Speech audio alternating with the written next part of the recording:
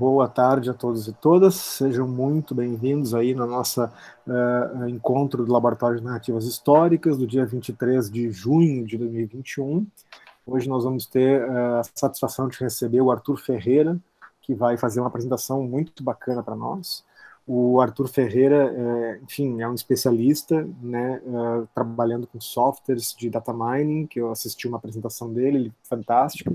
E o Arthur vai nos apresentar um pouco dessa metodologia de trabalho dele, com uma palestra aí intitulada As Tecnologias e a Pesquisa Histórica, Possibilidades de Organização, Análise e Publicização de Periódicos. Tá? O Arthur Ferreira, ele tem graduação em História pela Faculdade de Saberes do Espírito Santo, e fez o seu mestrado na Federal do Espírito Santo, e atualmente é doutorando também lá no Espírito Santo, na Federal do Espírito Santo. Arthur, é um grande prazer aí te receber, tá? Dividir contigo essa tarde aí de trocas de experiências relacionadas ao uso de softwares na pesquisa histórica, que é algo que eu me interesso bastante, e acredito que todo mundo deve estar bem curioso aí para conhecer um pouco mais da tua pesquisa. E aí, então, vou te deixar bem à vontade, seja muito bem-vindo, e fica à vontade, o tempo e o microfone aí são teus, tá ok? Tá bom, professor, obrigado. Eu que queria agradecer o convite, né? A gente se encontrou recentemente num evento de microhistória, enfim, eu estava um pouco distante da minha área de atuação de verdade, como eu tinha dito no evento. Não sou um microhistoriador e tal, mas era um interesse em aprender, por isso que eu participei, enfim. E aí fiquei muito grato com o convite do senhor, com a lembrança. E aí eu vou tentar aqui mostrar um pouquinho da minha pesquisa, né, o que eu tenho feito, como tenho pensado na utilização desses softwares, que de fato, a história digital é antiga, mas ao mesmo tempo é muito nova. A gente está, como qualquer coisa que tem tecnologia, sempre se atualizando, né? Sempre uma novidade a cada dia. Então, eu espero que seja um local que eu possa não só mostrar na pesquisa, como também aprender com vocês para aprimorar a pesquisa. Professor, posso compartilhar a tela aqui? Fica à vontade. Vocês conseguem ver? Conseguem, né? Sim, estamos vendo. Show. Então, no caso, a gente tem dividir a apresentação nessas 6 etapas, e aí tem essas imagens aí do lado que refletem um pouco do que está sendo feito na pesquisa, que utiliza esses periódicos. E então, antes de eu iniciar de fato a apresentação da banco de dados, da metodologia, enfim, eu acho que é importante eu apresentar o que eu estou fazendo, né? Qual é o objetivo na utilização desses softwares para ficar mais claro.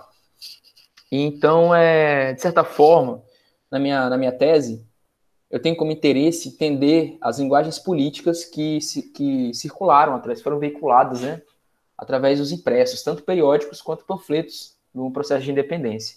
Então, isso se dá da seguinte forma. Inicialmente, é verdade, o meu projeto de pesquisa ele era muito amplo, queria abarcar todo o primeiro reinado, né, tinha a mania de querer abraçar o mundo, e aí teve uma redução depois da qualificação, vi que isso era impossível fazer tanto tempo, seriam 11 anos, aproximadamente 50 mil páginas de jornal, fora os panfletos, e aí foi diminuído apenas para os processos de independência, o que acompanhou também uma modificação na metodologia de análise. Por quê que foi feita essa modificação? Inicialmente, o meu interesse ele era a partir de uma leitura, vamos dizer, uma leitura tradicional, né? Que é a leitura comum que a gente faz, nós mesmos fazemos os periódicos, a partir da metodologia de pesquisa, da teoria, né, contextualista e conceitual, do Kozlak, do Skinner, enfim.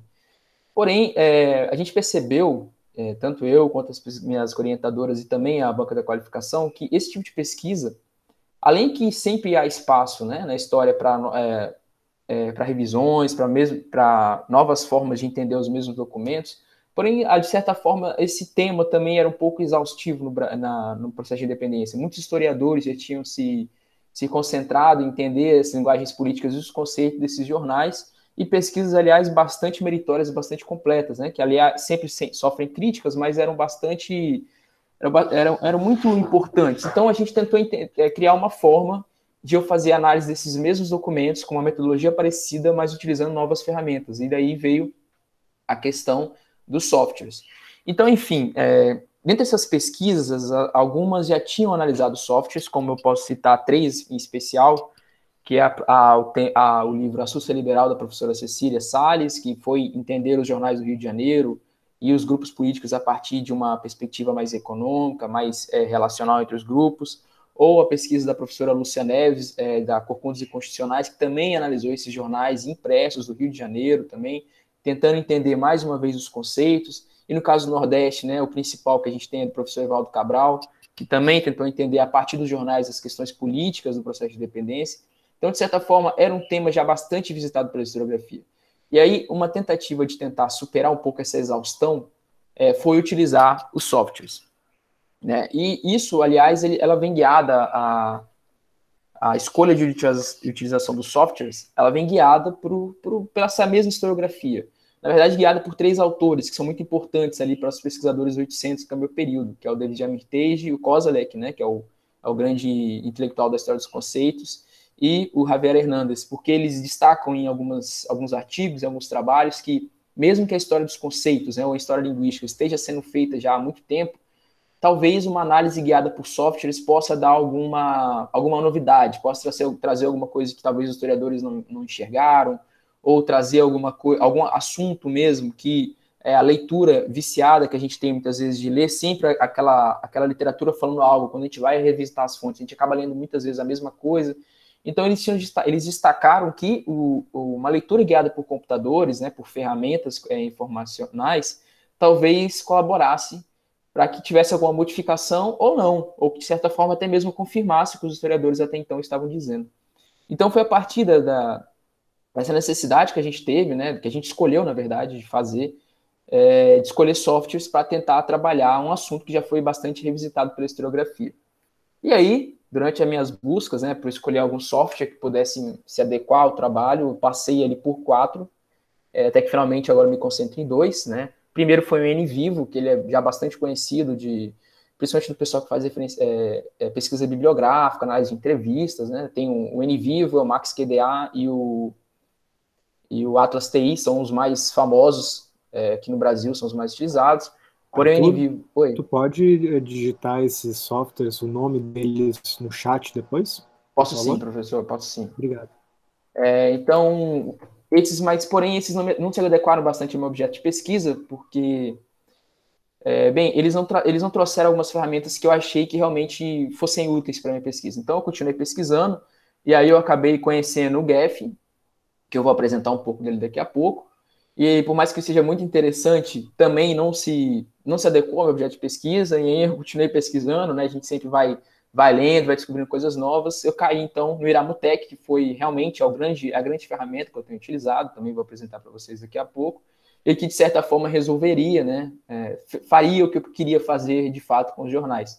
E depois disso, agora por último, né, recentemente, eu conheci um software relativamente novo, que é o Voyantu, que também, né, trouxe ali uma forma de complementar a análise do Iramutec, né? Eu vou apresentar para vocês eles daqui a pouco, vocês vão entender melhor o que eu quero dizer. Mas, assim, de fato, essa questão dos softwares foi uma escolha mesmo, uma escolha de pesquisa. Eu poderia fazer isso que eu estou fazendo de uma leitura, entre aspas, novamente, tradicional. Porém, era uma tentativa de superar algum vício de linguagem em mim, algum vício de leitura que eu poderia ter, que foi encontrada, de fato, na minha qualificação, acabar, por fim, repetindo algumas coisas, e também uma tentativa de tentar inovar um debate que já é muito rico aqui na historiografia do processo de independência. Enfim, e aí a questão principal desses softwares, né, é que eles não são, a utilização deles na história não é uma coisa nova. Eu não estou fazendo algo aqui, né, que nunca foi feito na história. Na verdade, eles já foram utilizados em outras pesquisas, e isso se deve ao fato de que a gente tem um crescimento muito grande nos últimos anos no campo das humanidades digitais, né? A gente tem surgido algumas associações, aliás, em diversos países, em regiões, inclusive aqui no Brasil, a gente tem uma associação de humanidades digitais de língua portuguesa, né, junto com os portugueses, tem a Associação de Humanidades Digitais de língua espanhola, europeia, enfim, inclusive a mundial também. E nessa associação de humanidades, nesses pesquisadores de humanidades digitais, eles trabalham normalmente com 2 frentes. A primeira seria a história pública, né, a Public History, e a segunda seria a tentativa de utilizar os softwares para servir de auxílio nas pesquisas históricas. Então, ao mesmo tempo que eu faço uma abordagem que eu ainda não vi sendo feita nesses periódicos que eu analiso, que são os periódicos do processo de independência, ela também já é feita em outros países, né? Inclusive em outros periódicos.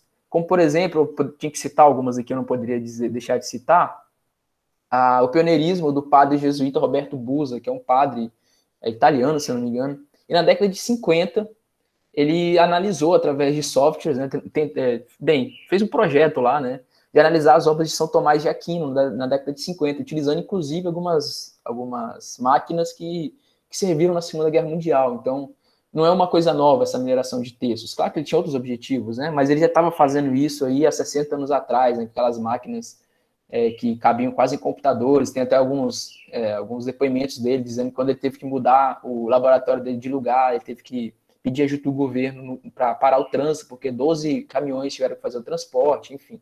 Então, é uma coisa já antiga, né, que já existe uma reflexão na historiografia, nas ciências humanas, perdão.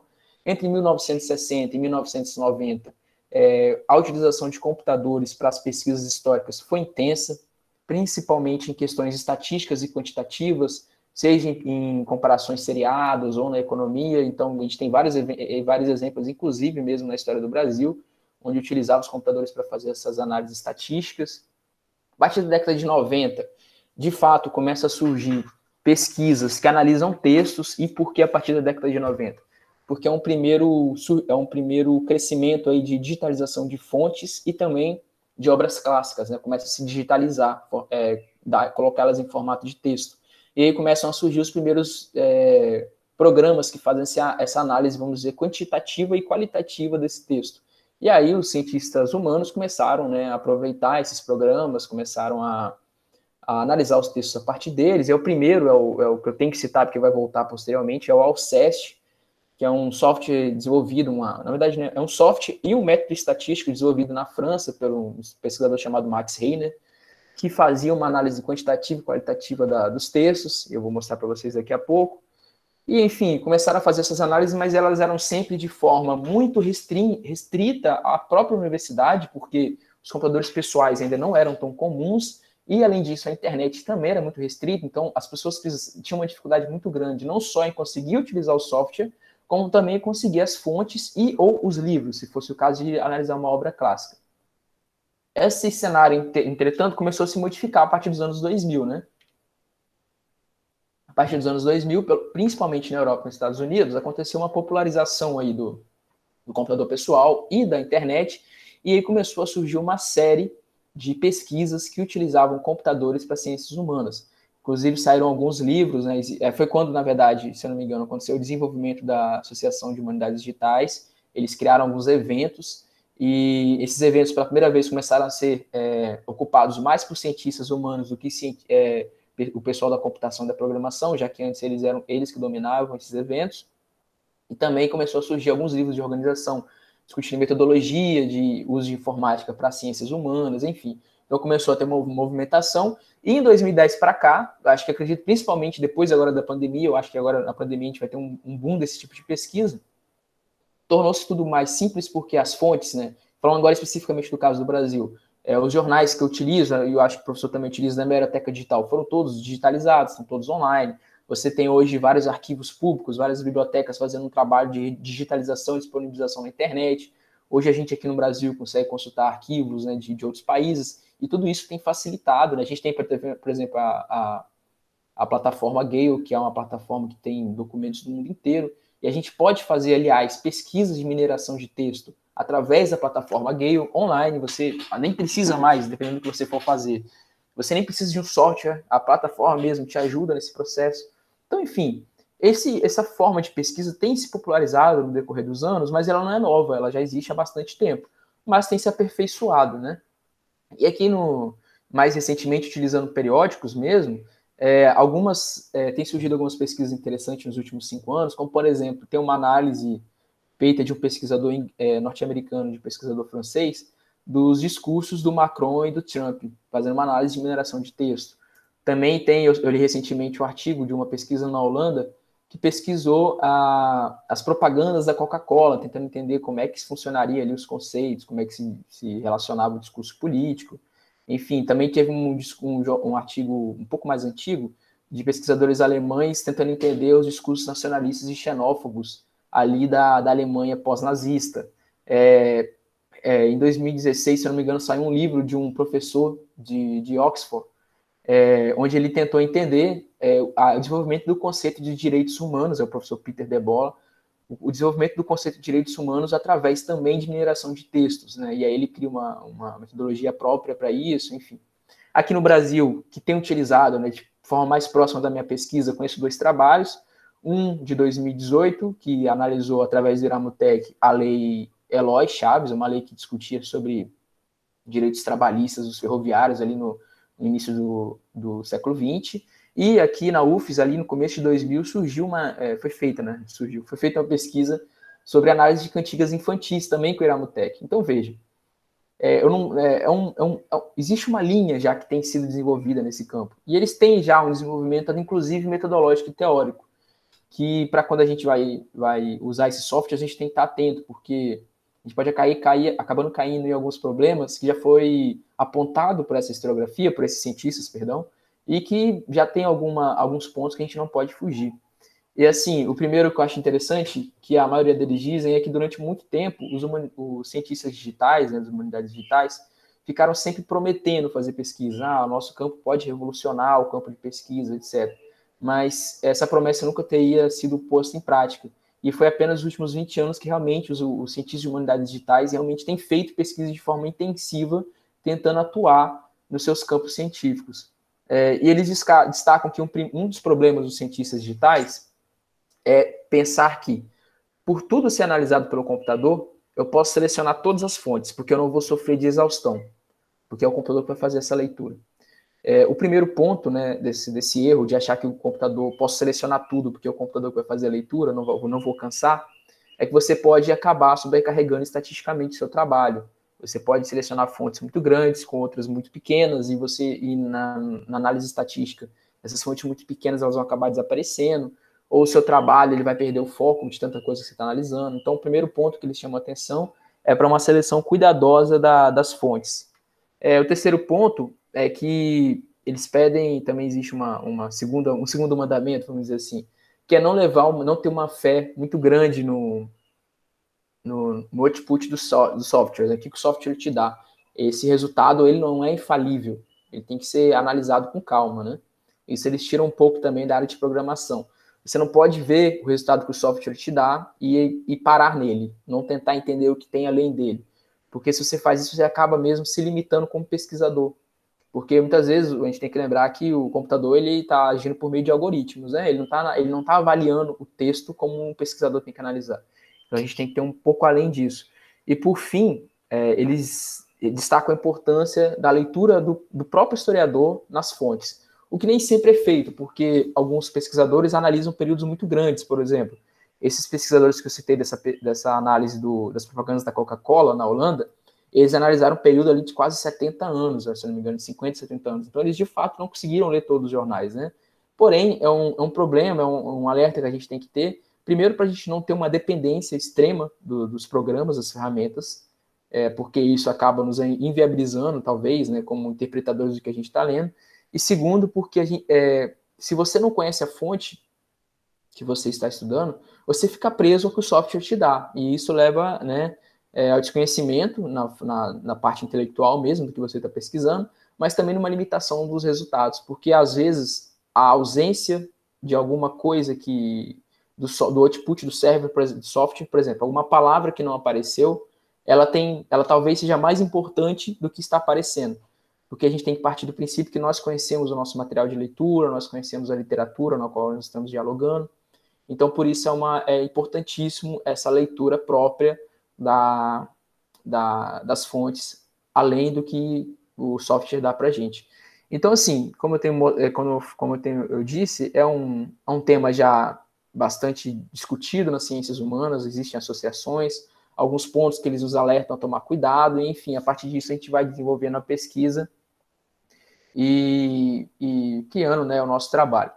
E, assim, quando eu fui lendo, né, fazendo essa minha leitura, e aí agora seria um segundo ponto, né, fugindo um pouco do software agora, indo para a parte da criação do banco de dados. Quando eu fui fazendo a leitura dos jornais, eu fui percebendo que algumas coisas que eu estava lendo nos jornais e que o software não apontaria, talvez me serviria para a minha pesquisa. E aí foi um pouco exploratório. Eu sei que alguns historiadores, alguns pesquisadores, são um pouco contra a criação de banco de dados com fins exploratórios, né, sem um objetivo inicial. Mas assim, eu comecei a ver que por exemplo, nome de correspondentes, jornais citados, nome de autores citados, nome de personagens históricos, o software não perceberia isso porque ele não reconheceria essas categorias. Porém, eu comecei a entender que isso, talvez, de forma bastante exploratória, poderia me servir para entender melhor as linguagens e os discursos políticos periódicos. Então, eu tive a iniciativa de criar um banco de dados dessas informações. Eu vou explicar para vocês como isso acabou servindo para a minha pesquisa de forma praticamente, vou admitir, uma surpresa, né? Eu acabava não pensando em utilizar dessa forma, só que com o tempo eu fui entendendo que isso servia a um propósito nos periódicos, e aí esse banco de dados acabou servindo para mim. Mas eu mostro para vocês daqui a pouco isso, só queria destacar que aconteceu um pouco dessa questão um pouco exploratória na leitura. Bem, minha pesquisa eu tenho trabalhado com jornais de 6 províncias, entre 1820 e 1823, que é tratado historicamente como período do processo de independência, né? São as províncias, seriam Rio de Janeiro, Minas Gerais, Bahia, Pernambuco, Maranhão e Pará. Essas são as províncias que tiveram jornais nesse período. Então, todas as províncias que tiveram jornais eu analisei. Tem um problema na minha pesquisa. Inicialmente eu tinha incluído a Cisplatina, que atualmente é o Uruguai, e que nesse processo ele fazia parte do Reino do Brasil. E, na verdade, a Cisplatina está incluída na pesquisa. Eu li os jornais, analisei, criei um banco de dados, etc. Porém, eu tenho refletido sobre a validade ou não de incluir a Cisplatina, porque tenho percebido que o debate que tem acontecido lá é totalmente diferente do que tem acontecido no Rio de Janeiro. Isso pode ser um ponto de pesquisa, né, apontando que mesmo essa região fazendo parte do Reino do Brasil, fazendo parte do Império Luso Brasileiro, ela tem um debate totalmente diferente, porém eu tenho que pensar também que, né, não posso sair abrindo muitas frentes, senão o trabalho vai ficar muito grande, pode ficar frágil em alguns pontos. Então eu tenho refletido se a Cisplatina de fato vai entrar ou não nessa pesquisa. E além desses jornais que saíram nessas 6 províncias, eu também utilizo os panfletos, né, que eram obras pequenas que variavam de uma até 20 páginas, estão incluídos nesse trabalho, que eram publicados nas tipografias e foram reunidas, né, a maioria desses panfletos foram reunidos num trabalho de 4 volumes de 3 historiadores, seriam José Murilo de Carvalho, a Lúcia Neves e o Marcelo Basile, uma obra chamada Guerra Literária. Então, também utilizei esses panfletos nessa análise. Tudo, esses documentos, essas fontes primárias todas reunidas, elas chegam a aproximadamente 12 mil páginas. Então, assim, se a gente pensar que o meu banco de dados meus dados são as palavras, o meu banco de dados ele seria em torno de 12 mil páginas, já que todos esses documentos, eles compõem, não sei se podemos chamar isso de banco de dados, de fato, né? Talvez um banco de dados bruto. Mas, se os meus softwares eles precisam consultar esse banco de dados de palavras, esse seria o tamanho do banco de dados. Isso aí seria um jornal, não sei se já tiveram contato. Seu Centenário da Liberdade à beira-mar do Praia Grande, um jornal que circulou no Brasil em 1823, lá no Rio de Janeiro. E alguns apontamentos sobre os jornais, eles eram todos em formato de texto mesmo, então por isso que, quando eu digo 12 mil páginas, são 12 mil páginas de texto, e normalmente um jornal nesse formato, em coluna dupla, ele dá uma página e meia digitada no Word. Então, assim, eles acabam rendendo mais do que o absoluto, né, essa página só.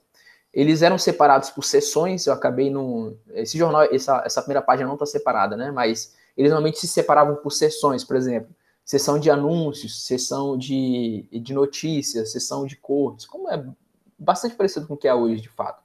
Só que de forma mais simples, porque nessa época o Brasil, né, eram os primeiros jornais que a gente teria no Brasil, uma imprensa basicamente livre, porque anteriormente, a 1821, os jornais eles dependiam da permissão da monarquia. Então esses jornais que eu pesquiso, eles foram os primeiros jornais teoricamente livres, claro que eles sofriam censura, mas eles inicialmente eram livres. Eles também eram publicados em tipografias e a maioria deles não tinham intenção de ser empresariais, eles não tinham anúncios, era um momento de muito debate político.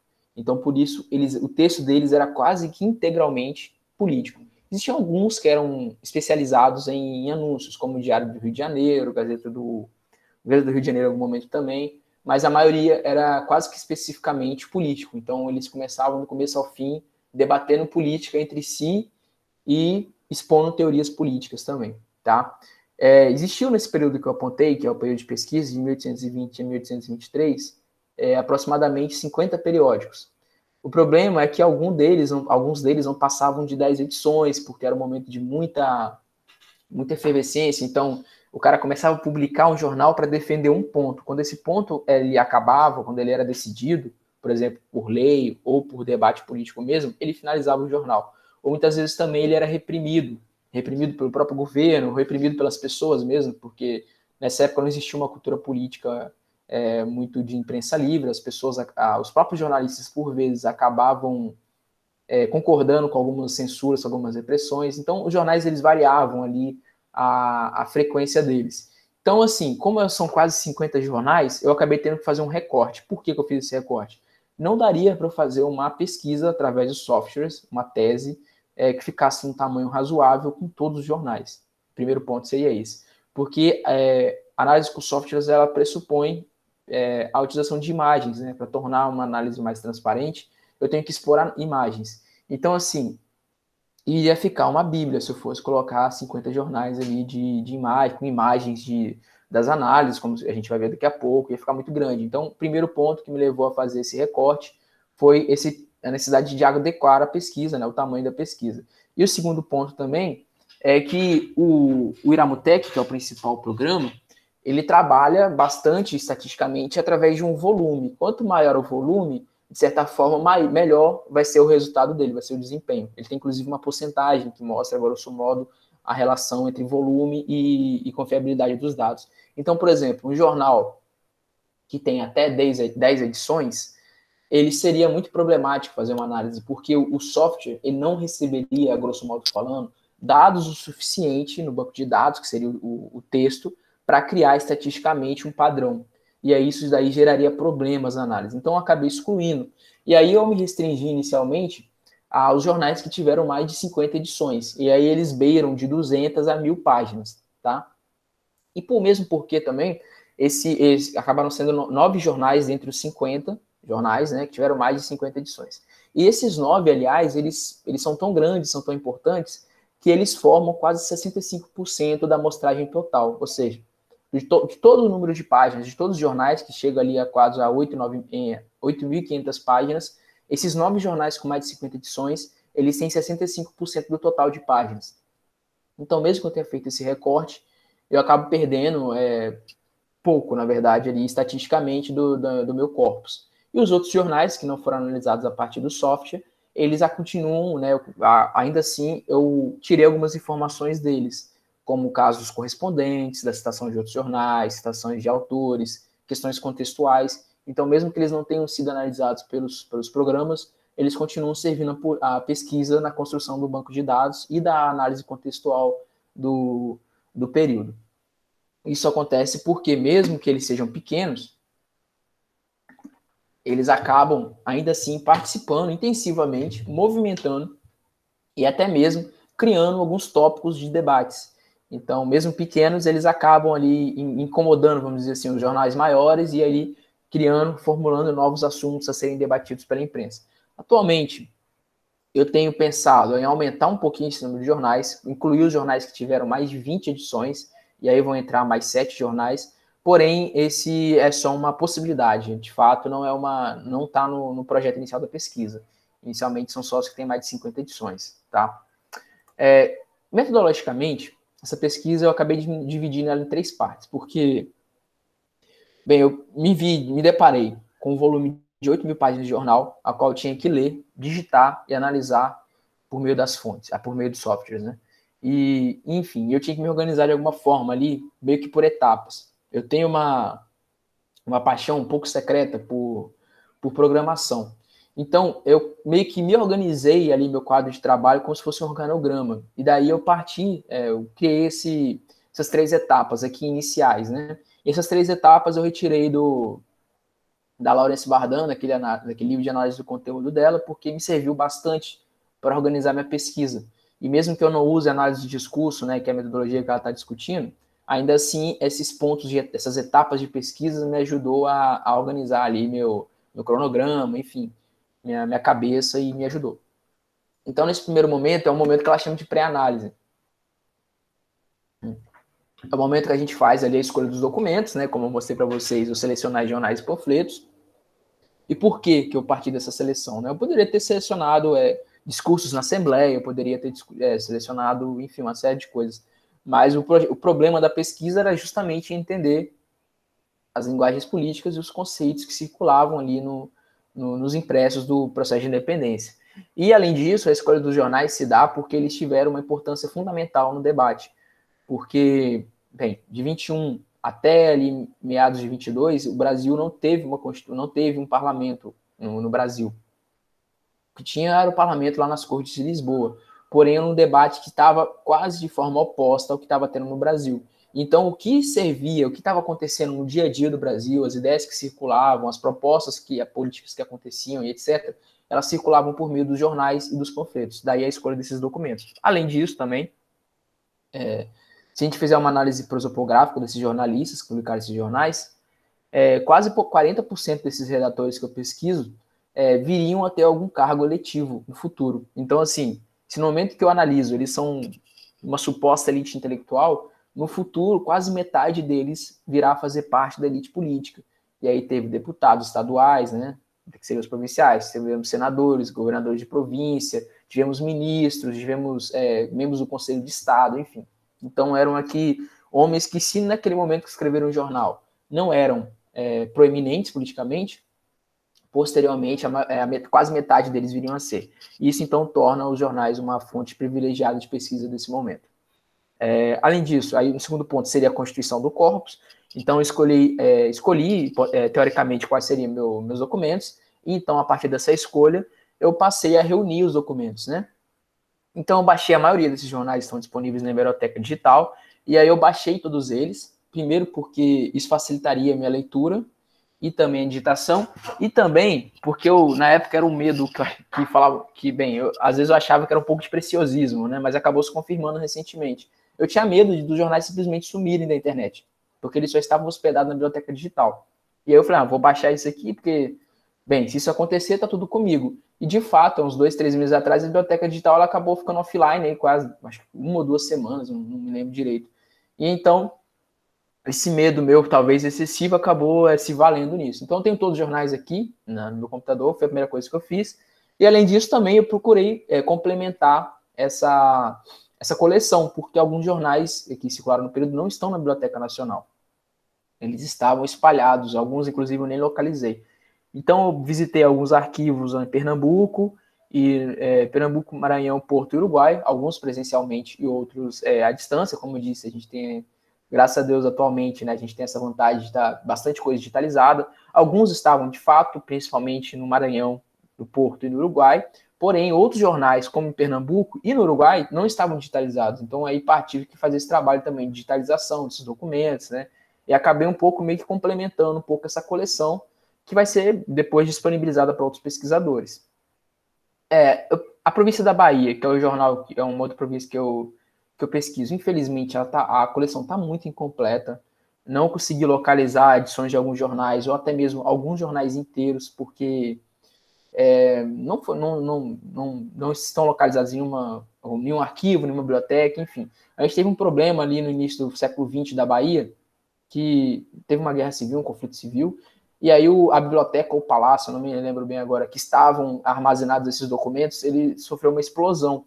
E aí muitos documentos foram perdidos, inclusive jornais. E até alguns que eu analiso, eles estão com marca de queimadura. Então, assim, infelizmente, alguns foram mesmo perdidos, né? A não ser que apareçam posteriormente. Então, assim, na criação dessa coleção, a Bahia é a província mais prejudicada, infelizmente. Muitos jornais estão ausentes. E no Pará só existe um jornal, e ele está completo lá, pelo menos assim, né, o que a gente sabe, ele está completo na Biblioteca Nacional, então também não precisei consultar a biblioteca. Depois que eu constituo esse corpus, eu faço essa coleção, eu tenho que preparar o material. E esse a pior parte da pesquisa, né? Graças a Deus acabou. Foi a pior parte da pesquisa para mim pelo seguinte: os jornais, eles são antigos, né? Ele tem aí, vão fazer 200 anos, estão fazendo, né? E vão fazer ano que vem mais 200 anos. Então, alguns estão com uma preservação muito ruim, como, por exemplo, os da Bahia, que estão mesmo queimados. Alguns deles estão queimados, que inviabilizam a própria leitura.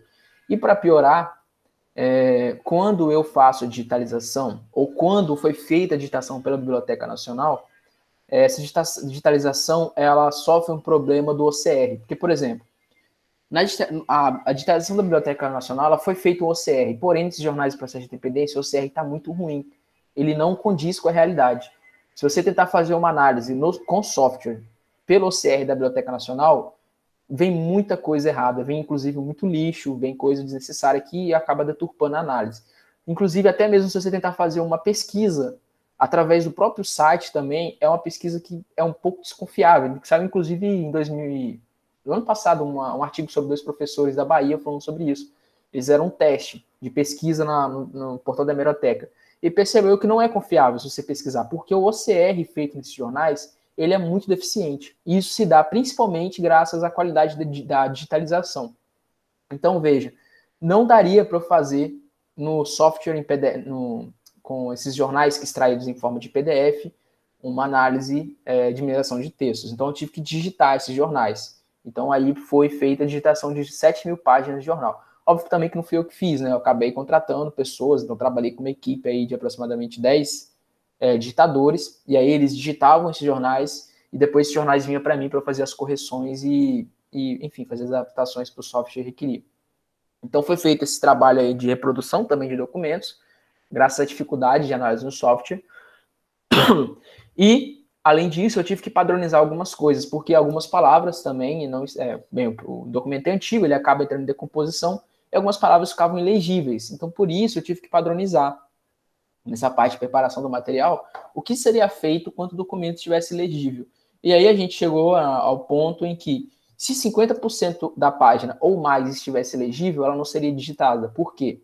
Se eu fico dando uma entrada no Iramutec com um texto ou um parágrafo muito inconstante, com partes ilegíveis ou não, isso acaba deturpando a própria análise, como vocês vão ver daqui a pouco, porque ele trabalha com posicionamento de palavras. Então esse é o primeiro ponto. Toda vez que uma página tivesse com 50% ou mais ilegível, ela seria apagada, não seria digitada, né?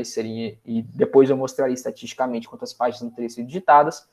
E quando uma palavra não fosse também, só uma palavra não fosse legível, a gente escreveria a palavra ilegível, porque depois isso seria identificado pelo software e eu poderia fazer um tratamento de erros, tentando entender qual seria aquela palavra que estava ali, apontando também na pesquisa qual seria a margem de erro dessa digitação, enfim, me ajudaria a fazer esse tratamento estatístico durante a pesquisa. O quarto ponto dessa pré-análise ainda seria a leitura flutuante, que na verdade no meu caso não foi uma leitura flutuante, no caso da Bardan fala que a leitura flutuante é o primeiro contato que a gente tem com as fontes. No meu caso não foi a leitura flutuante, que eu já tinha contato, foi uma leitura guiada mesmo. Eu peguei os jornais e saí lendo eles todos, buscando algumas informações. Que informações seriam essas? Questões contextuais, o que estava acontecendo nas províncias, o que ele estava discutindo, qual o objetivo dele escrever aquele jornal, o nome das correspondências, né? O nome dos correspondentes, perdão, que entraria no meu banco de dados, o teor das correspondências, o que esses caras estavam falando nessas correspondências, as citações que eles faziam de outros jornais e qual era o conteúdo dessas citações, e a citação de autores famosos, né? Famosos, eu quero dizer, autores de livros clássicos, sejam eles brasileiros, né? Na verdade, tem poucos brasileiros, sejam eles portugueses, americanos, europeus, que isso aí teria uma função na pesquisa, mas que daqui a pouco, como a gente vai ver, acabou se perdendo durante a análise. O quinto ponto seria a formulação de hipóteses. Quando a gente, segundo a Bardan, quando a gente reúne esse material, a gente reúne ele com um objetivo. E quando a gente faz a leitura, a gente cria algumas hipóteses em cima do seu objetivo. Porém, no meu caso, aconteceu um pouco inverso aqui. Eu tinha um objetivo inicial no meu projeto, quando a gente acaba submetendo o projeto, tem que ter tinha uma hipótese, né? Porém, quando eu escolhi fazer uma análise pelos softwares, eu decidi abandonar completamente a hipótese. Por quê?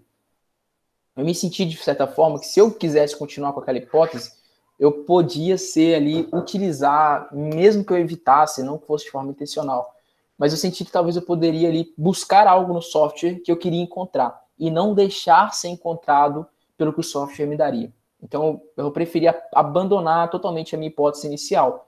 E a partir da minha leitura e do que o software tem me dando, eu tenho percebido algumas coisas, não sei se, enfim, isso daria para chamar de hipótese, né, já que está se dando depois da própria leitura. Mas tem me apontado algumas coisas que eu teria ali tratado como algumas suposições da minha pesquisa. O sexto ponto seria a adaptação dos objetivos. Então, a partir desses momentos em que eu faço a leitura, que eu constituo o corpus e que eu tenho já o conhecimento do que eu estou analisando de fato, eu faria ali um readequamento ali dos objetivos de pesquisa, né? De certa forma, isso não aconteceu na minha tese, né? Então, por mais que isso estivesse ali no meu organograma, eu não precisei fazer uma readaptação dos objetivos, porque, como eu disse, eu já conhecia as fontes que eu estava analisando, então eu já sabia quais seriam os objetivos em cima dela. E, por último, seria essa elaboração de indicadores e categorias. Porque, bem, quando eu leio a fonte com uma leitura já guiada, eu sei, eu tenho um conhecimento ainda mais profundo dela. Então, eu sei, de fato, por onde estou caminhando, quais as categorias de análise, quais são os conceitos que são mais importantes. E aí eu começo a criar, assim, uma estrutura de pesquisa mais guiada. Então, essa parte seria a parte da pré-análise. Depois a gente entra na parte de exploração do material, onde quando o material já preparado, já conhecido, né, e o software também, eu começo, de fato, a entender como ele se relacionaria à minha pesquisa. E aí entra nesse primeiro ponto, que é a formatação dos jornais digitados para os softwares, porque eles vêm digitados, né, em Word, em processo bruto, mas eu tenho que fazer uma preparação deles para o Iramutec, porque o Iramutec ele tem um formato específico de inclusão. É muito simples, mas tem que fazer. Então, eu faço essa formatação, eu faço um fichamento da leitura dos próprios jornais, porque, como eu disse, quando eu vou lendo eles, eu vou retirando algumas questões, como nome de correspondente, citação de jornais, citação de autores. Então, eu pego esse fichamento de jornais e faço deles uma tabela em Excel, que aí sim, de fato, é o meu banco de dados ali dessas questões. E o terceiro ponto seria a primeira fase de análise dos softwares para perceber erros e testar hipóteses. O que acontece? Nesse ponto, é quando eu faço as primeiras análises mesmo, levando a sério, e eu começo a entender como o output, como o resultado que o software me dá, pode me ajudar a organizar minha pesquisa. Então, a primeira coisa que eu faço é adaptar o dicionário do software à minha pesquisa, porque eu não preciso, por exemplo, que ele analise pronome, artigos, enfim, algumas categorias gramaticais. Então, eu tenho que adaptar o dicionário dele e criar uma lista de palavras ignoradas, porque se eu colocar todas as palavras, o que vai aparecer para mim é o, a, não, sim, essas palavras que talvez não me interessem tanto. Então, eu tenho que tirar essas palavras. Isso se dá após a primeira análise dos softwares. E, além disso, eu faço a readequação inicial do projeto, do trabalho também. O que acontece? A partir dessas análises iniciais, eu organizei como seria a minha pesquisa. Quais seriam os capítulos, em quais pontos eu analisaria, tudo isso a partir desse primeiro output que o software me deu. E daí, a gente entra na terceira etapa, que é, de fato, o tratamento dos resultados, inferências e interpretações. Bem, com os resultados, com a base de dados feitas, como foi no processo passado, e com os resultados dos softwares, eu faço as primeiras operações estatísticas, né? Principalmente ali com as questões dos jornais e dos correspondentes. Eu começo a entender ali, ver alguns padrões, se existem padrões ou não, como isso se relacionaria com a minha pesquisa, como isso está ligado às linguagens políticas e ao contexto. E daí eu começo a fazer essas operações estatísticas para chegar nos primeiros resultados. Depois, eu faço uma síntese e seleção desses resultados, já que nem todos, de fato, têm relação com o meu trabalho, como eu vou mostrar daqui a pouco, alguns foram abandonados e deixados para pesquisa futura, outros não, né? Eu começo a sintetizar e tentar entender como eles vão, agora sim, de forma mais relacionada ao meu objetivo, que é entender as linguagens políticas, quais servem mais e quais servem menos, como utilizar eles em um momento ou em outro momento. Depois eu faria a inferência e interferência. O que seria isso? Bem, como eu trato de textos, pode ser que alguma palavra que a historiografia aponta como importante para esses jornais não apareça no software. Pode ser que, por mais... Vou dar um exemplo, né? Vamos dizer que instrução, por exemplo. A historiografia aponta a instrução como um conceito importante para esse período e diz que os jornais estão falando todo momento de instrução. Mas isso não aparece no meu jornal. Isso não aparece, quer dizer, no software. E aí, o que eu faria, né? Bem, eu tenho duas opções. Ou eu posso não tratar dessa palavra, porque ela não aparece no software, o que eu acho que seria um erro, ou eu posso tratar dessa palavra e entender o porquê que ela não está aparecendo, e a historiografia dá ela como importante. Isso seria uma parte aí que eu faço uma interferência nos resultados. Porque muitas vezes a própria ausência é mais importante do que talvez seja mais importante do que a presença. E aí eu começo a fazer esse diálogo com a historiografia, por que aparece, por que não aparece. Talvez no software não é instrução a palavra, usa outra palavra como educação, iluminação, enfim. E aí a gente entra nessa parte onde o pesquisador ele tem um espaço de independência ao que o software dá a ele, porque ele conhece, né? O computador, como eu disse, ele trabalha através de algoritmos. O historiador, ele que tem que pensar e interpretar esses algoritmos. Então, seria nessa parte aí que eu acredito que é a principal atuação do pesquisador. E a partir disso, né, eu começo a fazer a interpretação dos resultados. E a partir do software, do output do software, da leitura, começar de fato a escrita da tese, que é o momento que eu estou agora, né? Graças a Deus eu já estou na parte que eu tenho os resultados em mãos, eles já estão com a base de dados já está criada, e eu começo agora a interpretar esses resultados, dialogar com a historiografia, ver o que bate, né, de certa forma, o que não bate, o que não está batendo, por que está acontecendo, se é de fato algum problema ali que aconteceu no software, se é uma palavra utilizada de forma diferente, enfim. Aqui seria a parte final da pesquisa, que é na parte que eu estou agora, né? E falando um pouco do banco de dados, né, que eu falei por alto com vocês inicialmente, agora eu começo de fato a apresentar o que tem sido produzido na pesquisa, né? Espero que tenha ficado claro qual é o meu objetivo, quais foram os três pontos da pesquisa, quais seriam as 3 etapas, né, como é que eu tenho pensado e trabalhado, qual foram o que foi de fato o passo a passo. E agora eu começo a apresentar alguns resultados, não seria de fato resultados, né? Foi o que foi produzido, né? Bem, o banco de dados, não sei se poderia chamar, mais uma vez, tem esse problema aí, se poderia chamar o PDF, os jornais em PDF de banco de dados, mas vamos colocar ele aí como coleção, então. Tem esses jornais em uma coleção aqui em PDF, tudo salvo aqui. Como eu disse, eu fiz isso tanto para facilitar a pesquisa, quanto porque eu tinha medo de sumir tudo da internet. Depois, eu tenho esses jornais já em .doc, já em formato texto, né? E é assim, eles sim, de fato, já começam a formar meu banco de dados, já que eu consulto eles para fazer a pesquisa. Tenho eles também em formato TXT, que é o formato que o Iramutec pede, né, que ele seja feito. E além disso, esse é um primeiro ponto da pesquisa que foi criado, só que quando eu fiz ali a seleção dos resultados, ele não vai ser utilizado no ponto. O que acontece? Quando eu fiz essa divisão dos jornais, a digitação deles, eu dividi eles por seção. Como, por exemplo, a seção de correspondências e a seção de anúncios estão separados. E porque eu achei que isso pudesse me ajudar a entender alguma coisa da linguagem política do periódico. Porém, durante a minha análise, eu percebi que, bem, a seção de anúncios não me ajuda em nada. A seção, talvez, de notícias, ela está muito relacionada com os editoriais do jornal. Então, eu percebi que talvez essa separação tão detalhada como eu fiz, ela mais me atrapalha do que me ajuda. Então, eu fiz uma seleção aí de quais seriam essas seções analisadas ou não. Eu acabei chegando em 3 seções que serão analisadas, que foi a seção de editorial, que é quando o jornalista mesmo escreve, a seção de notícias, né? Eles davam notícias, então tem uma seção separada, e a seção de correspondências. Outras seções, como por exemplo a de anúncios, ela não foi de fato utilizada, porque não cabe, não serve a minha pesquisa. Né? Talvez sirva em pesquisas futuras sobre questões de circulação de produtos, pessoas e bens. E além disso, o outro banco de dados, que é o mais tradicional, né, que normalmente a gente faz, é o fichamento que eu tenho no Excel. Inicialmente, eu pensei em utilizar alguns programas, eu pensei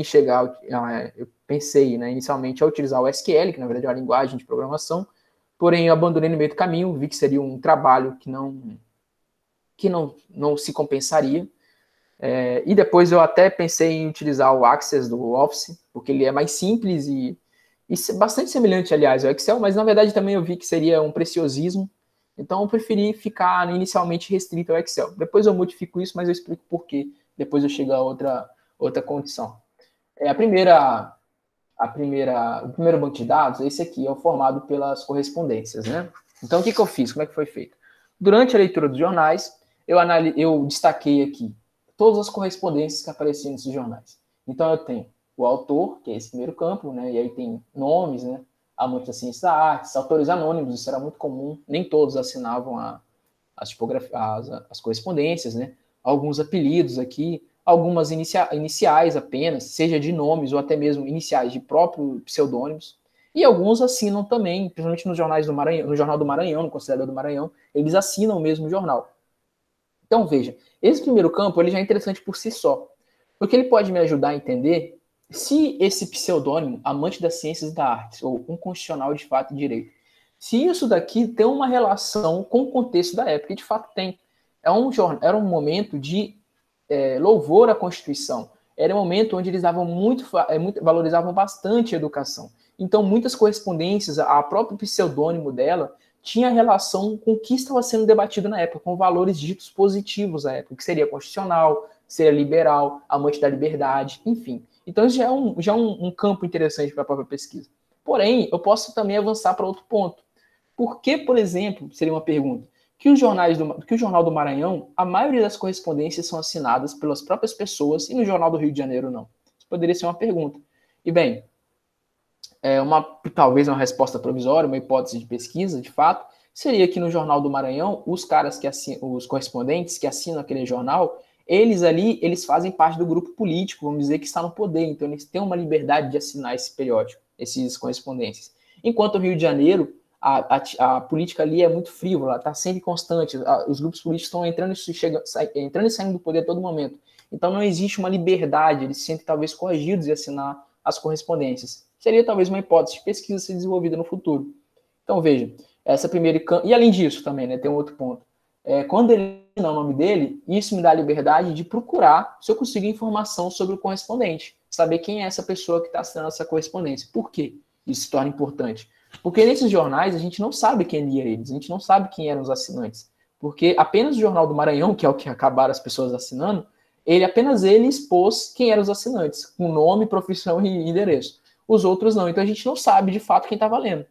Agora, se eu tenho o nome desse sujeito que assinou essas correspondências, eu posso supor que ele lia esse jornal, porque ele poderia escolher em qual jornal ele iria publicar sua correspondência. E se ele escolheu aquele jornal, provavelmente ele tinha um contato, uma afeição por esse jornal. Logo, eu posso, né, de forma lógica e talvez hipotética, supor que ele lia esse jornal. Pelo menos alguma vez ele leu esse jornal, certo? E aí, se eu conseguir criar um perfil prosopográfico desses correspondentes, isso pode me ajudar a entender quem era o público do leitor do jornal, que é um problema que a nossa historiografia do processo de independência tem, para tentar entender.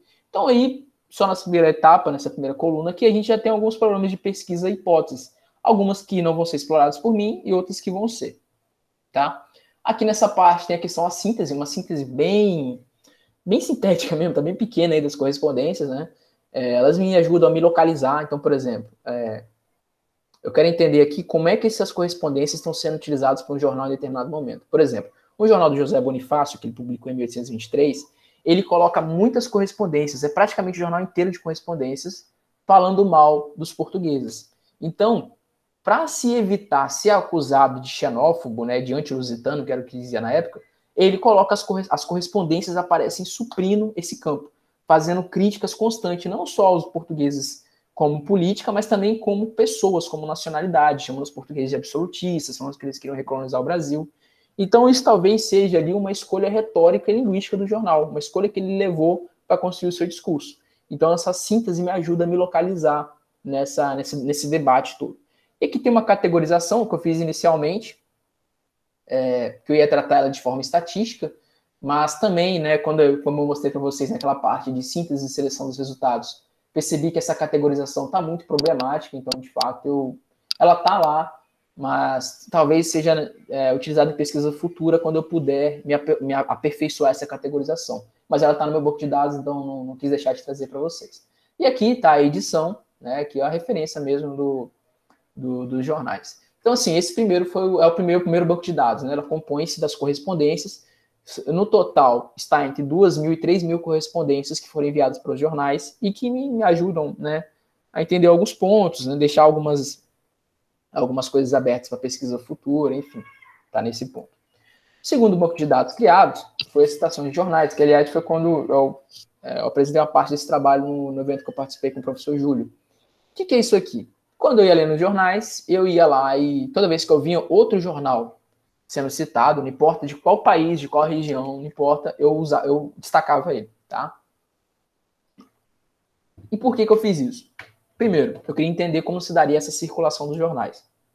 Mas segundo, e o que se relaciona de forma mais íntima com a minha pesquisa, eu quero entender, né, na verdade, o que levou à escolha de determinados jornais para determinados momentos e como era a relação entre jornalistas. O que eu quero dizer com isso? Veja, esse fichamento todo aqui que eu estou mostrando para vocês é do jornal Revérbero, que circulou em 1821 e 1822 do Rio de Janeiro. Um jornal muito importante, que era escrito pelo Leonário da Cunha Barbosa, que depois vai ser um dos fundadores do HGB, e o João Gonçalves Ledo, né, que junto com o José Bonifácio ali Eles eram os líderes dos dois grupos políticos que tinham no Rio de Janeiro e que disputaram ali o poder no início do processo de independência, tá? Então era o jornal, talvez, desse período, o jornal mais importante para o contexto. Ele tinha ampla circulação, ele era muito grande, durou um ano inteiro, né? Que na época era muito raro o jornal durar um ano, enfim. Então, veja, nesse primeiro campo aqui, é onde estão os jornais citados, né? Então, tem aqui o Semanário Cívico, que é um jornal da Bahia. O que eu entendo nesse primeiro campo aqui? Primeiro, eu consigo entender as relações entre esses jornais. Vejam que se vocês olharem aqui, ó, tá uma categoria chamada... Eu tentei categorizar mais uma vez a relação, qual seria a categoria dessa citação. E veja que esses jornais da Bahia são todos jornais que ele faz são citações críticas. Por quê? Esses jornais, eles setavam relações entre si. Eles não... hoje em dia é raro, né, a gente ver um jornal falando de outro. Mas nessa época, era isso que eles estavam fazendo a todo momento. Eles não estavam falando só para os leitores. Eles estavam falando principalmente com outros jornais. Eles estavam debatendo entre si. Eles estavam brigando mesmo. Então, um jornal tinha uma proposta, outro jornal tinha outro, e eles se citavam, se criticavam de forma recíproca nos seus jornais. Então, nesse campo aqui, eu começo a poder entender a relação formada entre esses jornalistas e entre esses periódicos. E veja que nesses jornais da Bahia, a maioria deles é uma relação crítica. Por quê? O Semanário e o Idade do Ouro eram jornais que defendiam a união, vamos dizer de forma grosso modo, defendiam a união com Portugal. Enquanto o Revérbero, que é o jornal citado, ele já estava defendendo ali uma maior autonomia, quase em determinado momento uma independência. Então eles tinham uma relação bastante negativa, de crítica, de embate direto. Enquanto, olha só, esses três jornais aqui, o Gazeta Universal e o Gazeta Oficial, que é da Espanha e dos Estados Unidos, não é uma relação de debate. Ele é um extrato de notícia. Ele pegou extratos de notícias do Império Luso-Brasileiro e o extrato de notícias do reconhecimento de independência dos países americanos. Então veja que isso aqui me ajuda a entender como se dava a relação entre os periódicos. Esse banco de dados ele se compõe em torno de 1000 citações. Então, assim, essas citações elas acabam mostrando alguns padrões, não só de relações, como também de circulação. Por exemplo, eu percebi que em 1821, os jornais citados e os assuntos dos jornais citados diziam, eram enorme maioria da Europa, tinha jornais de Portugal, tinha jornais da Áustria, tinha jornais da Rússia, né? E a gente pode até se questionar até que ponto eles realmente leram esses jornais ou só, enfim, leram de outros locais e inventaram, mas isso não é o problema. A questão é que eu quero entender o porquê que eles estão utilizando esses jornais nesse periódico. E eu percebi que em 1821 eles utilizam esses jornais europeus porque eles estão fazendo referência a revoluções liberais que teriam acontecido na Europa. Revoluções liberais de 1820, que a gente chama. Por quê? O Brasil estava passando por uma revolução liberal. Era um movimento ali em 1820, um movimento constitucionalista que passava-se no Império Luso Brasileiro. Era um movimento de crítica muito intensa ao antigo regime, de convocação de constituinte. E eles precisavam, de alguma forma, legitimar esse movimento. Legitimar dizendo, por exemplo, que isso era um movimento geral, que isso aconteceria no mundo inteiro, e que eles diziam isso era inevitável, o progresso estava chegando, o antigo regime iria acabar. E eles utilizavam como forma retórica para isso notícias europeias, dizendo que isso aconteceria na Europa inteira. Aparecia até notícias que eu não sei se chegaram a acontecer, de revoluções liberais na Irlanda, revoluções liberais na Noruega, enfim, de países mais diversos e mais distantes possível, todos para legitimar um discurso liberal. Porém, em 1822, eu percebi que isso muda. Em 1822, os jornais europeus começam a perder espaço para os jornais brasileiros. Por quê? A Revolução Liberal já estaria ali consolidada. O rei já teria voltado para Portugal, as cortes já estavam acontecendo, o constitucionalismo já era uma realidade. Então, eles não tinham mais essa necessidade de reforçar esse discurso. O que importava para eles em 1822 seria mais o confronto político entre eles mesmos, o confronto político entre os projetos que existiam ali no Brasil. Então, se a maioria de citações em 1821 referiam-se à Europa, em 1822 elas se concentram ao Brasil. E entra nesse momento esse debate aqui muito caro entre a Bahia, os jornais baianos e os jornais do Rio de Janeiro, e os jornais pernambucanos. Seria quase uma tríade ali, Pernambuco, Bahia e Rio de Janeiro. Eles estão a todo momento entrando em conflito, debatendo, criticando entre si, porque são projetos que entram em conflito. E em 1823, e no final de 1822 por 1823, acontece uma nova modificação. Se antes, em 1821 e 22, os jornais americanos não apareciam muito, no final de 22 e 23 aparecem. Por quê? Porque é quando o Brasil, de fato, se torna independente. e se torna necessário também legitimar essa independência. E aonde que eles tiram, né, essa legitimação? Isso foi analisado de forma mais detida pelo professor João Paulo Pimenta da USP.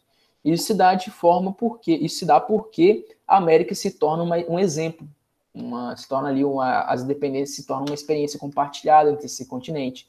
E a América, então, como a gente vai ver daqui a pouco, vou mostrar para vocês em outro ponto, a América ela começa a ser mais falada para legitimar a independência do Brasil. Então veja como essas citações de jornais, elas me trazem informações que, na verdade, inicialmente, quando eu criei esse banco de dados, eu não esperava encontrar isso tudo, porque eu não tinha uma análise estatística. Mas quando eu criei e fui vendo os padrões, eu percebi aí que tinha um ponto interessante que poderia ser utilizado na pesquisa, que de fato está sendo utilizado, tá?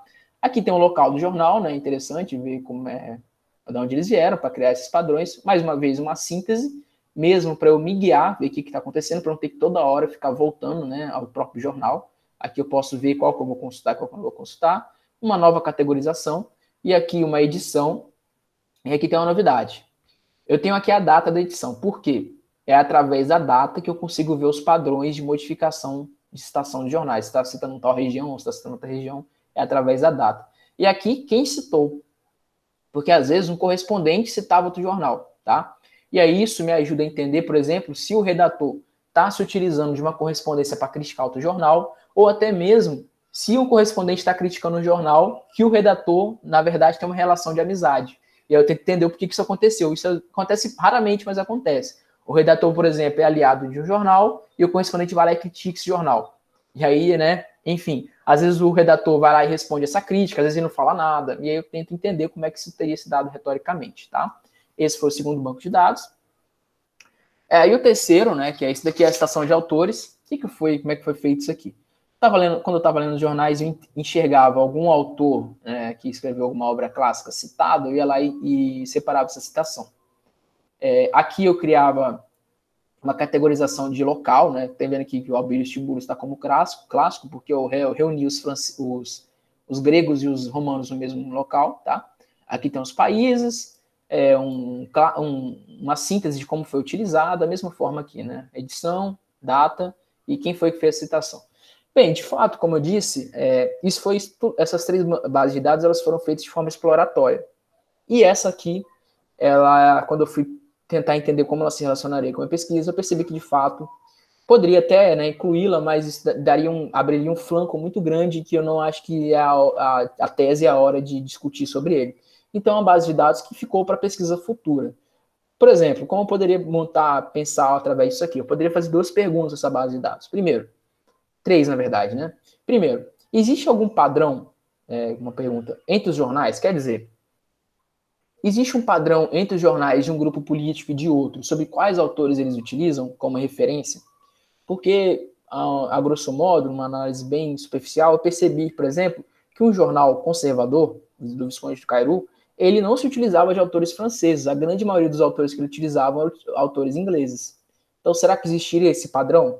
Poderia partir desse problemático. O segundo problemático poderia partir como esses autores são utilizados retoricamente. Porque o professor José Murilo de Carvalho, que é uma grande referência para a gente nesse período, ele publicou um artigo no qual ele colocou esse problema de pesquisa, né? Quais eram esses autores, né? Como eles eram utilizados na retórica? Poderia também fazer uma análise nesse ponto. Ou então, terceiro, tentar entender se houve uma variação. Veja, mais uma vez eu coloco aqui as datas.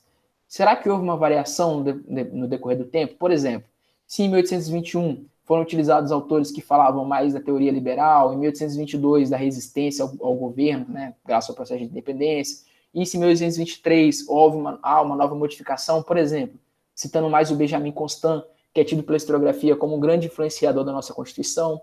Então, seriam três problemas que eu posso ter futuramente para pesquisa, mas que, de fato, essa base de dados, inicialmente, não está sendo utilizada na minha tese, né? Ela é um exemplo aí de momento que a gente faz seleção de resultados e tira o que realmente vai ser útil e o que não vai ser útil, ok? Então, assim, além da base de dados formada pelos próprios textos, essas foram as três bases de dados criadas a partir da leitura dos jornais que tenho feito, e algumas vão ser úteis, né, para minha tese e outras para pesquisa futura, tá?